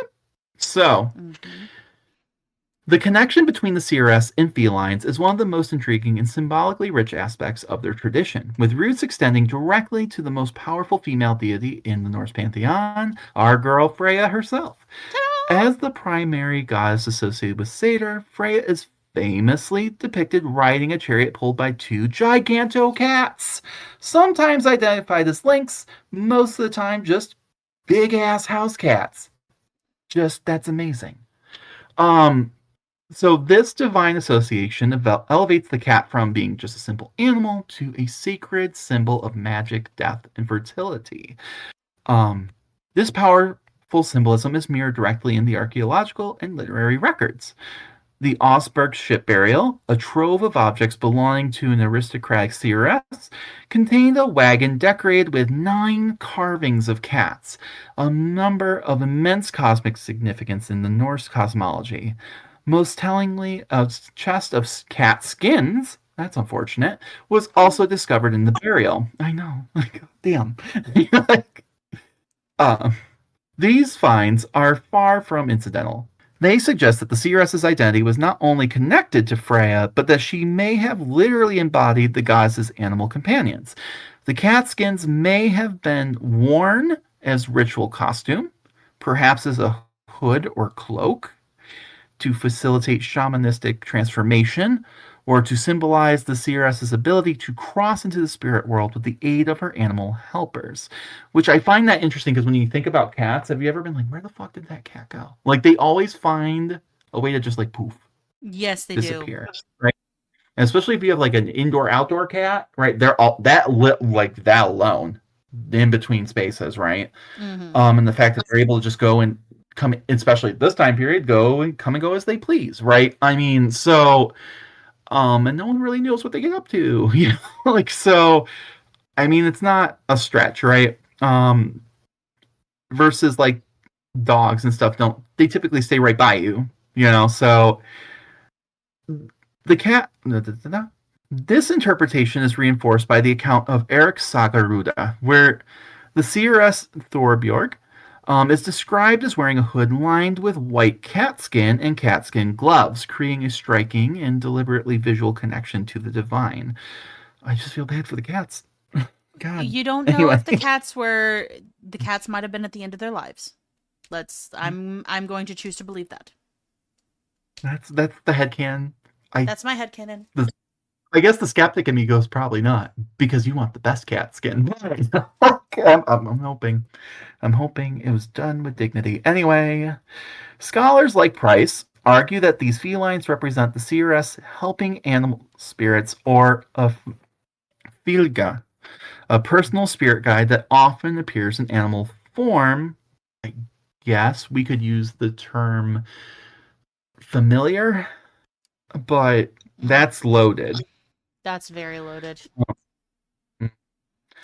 But this was a direct manifestation of Freya's power on an earthly plane. The cat, with its predatory nature, its association with night and the supernatural, its dual status as both domestic and a creature of the wild, perfectly embodied the liminal nature of the seeress herself.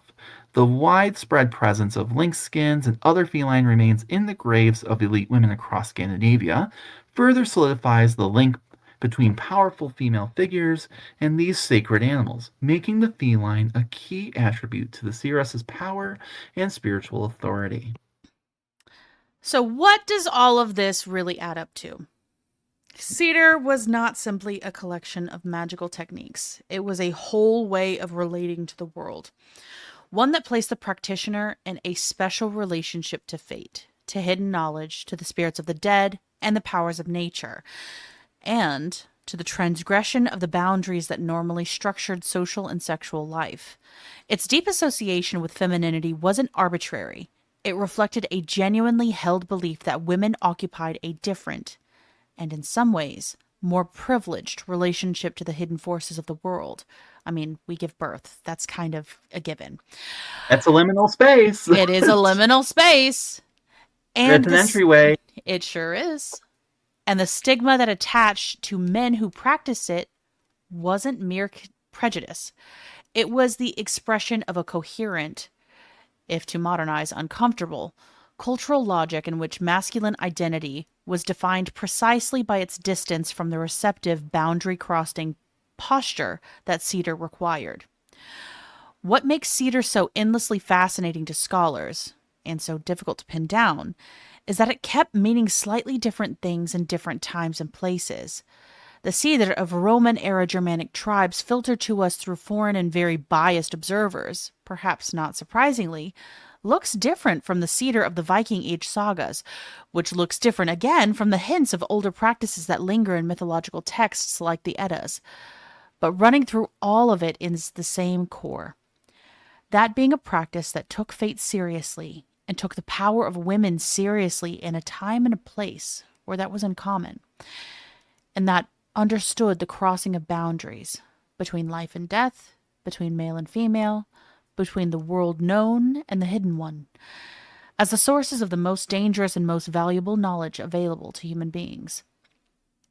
While modern archaeology and a careful rereading of the sagas paint a picture of a respected elite class of women, the historical record is complicated by the introduction of Christianity. The earliest Scandinavian sources, such as runestones, rarely mention seeresses.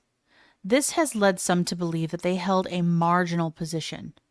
But modern scholars argue that our sources have been filtered through the biased lens of Roman, and more significantly, Christian interpreters. The Romans saw them as similar to their own augurs, but Christian writers viewed them as more or less witches. This shift in perspective led to a demonization of their practices. In Christian-era sources, their rituals are often described as suspicious and evil. Snorri Sturluson, a Christian author, even wrote that the practice of Cedar was so shameful that manly men considered it too shameful to practice it, and so it was taught to priestesses. That's the most fucked up sentence I've ever heard. Oh, yeah, but there you go. So when people, But there we when go. you're like, That's a direct quote. because of course, there you go. Exactly. Like that. There's your lens. You have to remember Mm-hmm. who's writing it. Exactly. This negative framing was likely a deliberate attempt to minimize and depreciate pagan rites and turn them into an oddity, replacing the Viking Age view of them with a more sinister interpretation. This Christian attitude, which feared female sexuality and power, laid the groundwork for the later witchcraft hysteria. However, modern scholarship and archaeological evidence challenge this negative portrayal. The detailed analysis of texts like Landnámabók and Íslendingasögur and the Íslendingaþýðir shows that practitioners of magic were, in fact, respected and well integrated into society. They were free, owned land, and were often connected to the highest echelons of society. They did not live in caves or on islands, but within settlements alongside other people. Moreover, archaeological studies from Norway and Sweden, like that of the Oseberg burial, confirm that these women belonged to the aristocratic elite. Icelandic law from the time, while showing disdain for witchcraft if a false accusation was made, is not clear on the view of practitioners themselves, and this legal ambiguity likely reflects the societal shift that was occurring as Christianity took hold. The seeress was a figure of immense power, authority, and mystique. The archaeological record from the opulent graves at Biergat and Osberg, which I really, we want to cover that for sure. There's a lot to unpack there. To the symbolic artifacts found within them, reveals a class of women who were wealthy, cosmopolitan, and deeply connected with their spiritual traditions. The wands, hallucinogenic seeds, and animal remains found in their burials were not mere curiosities, they were tangible tools of their sacred profession.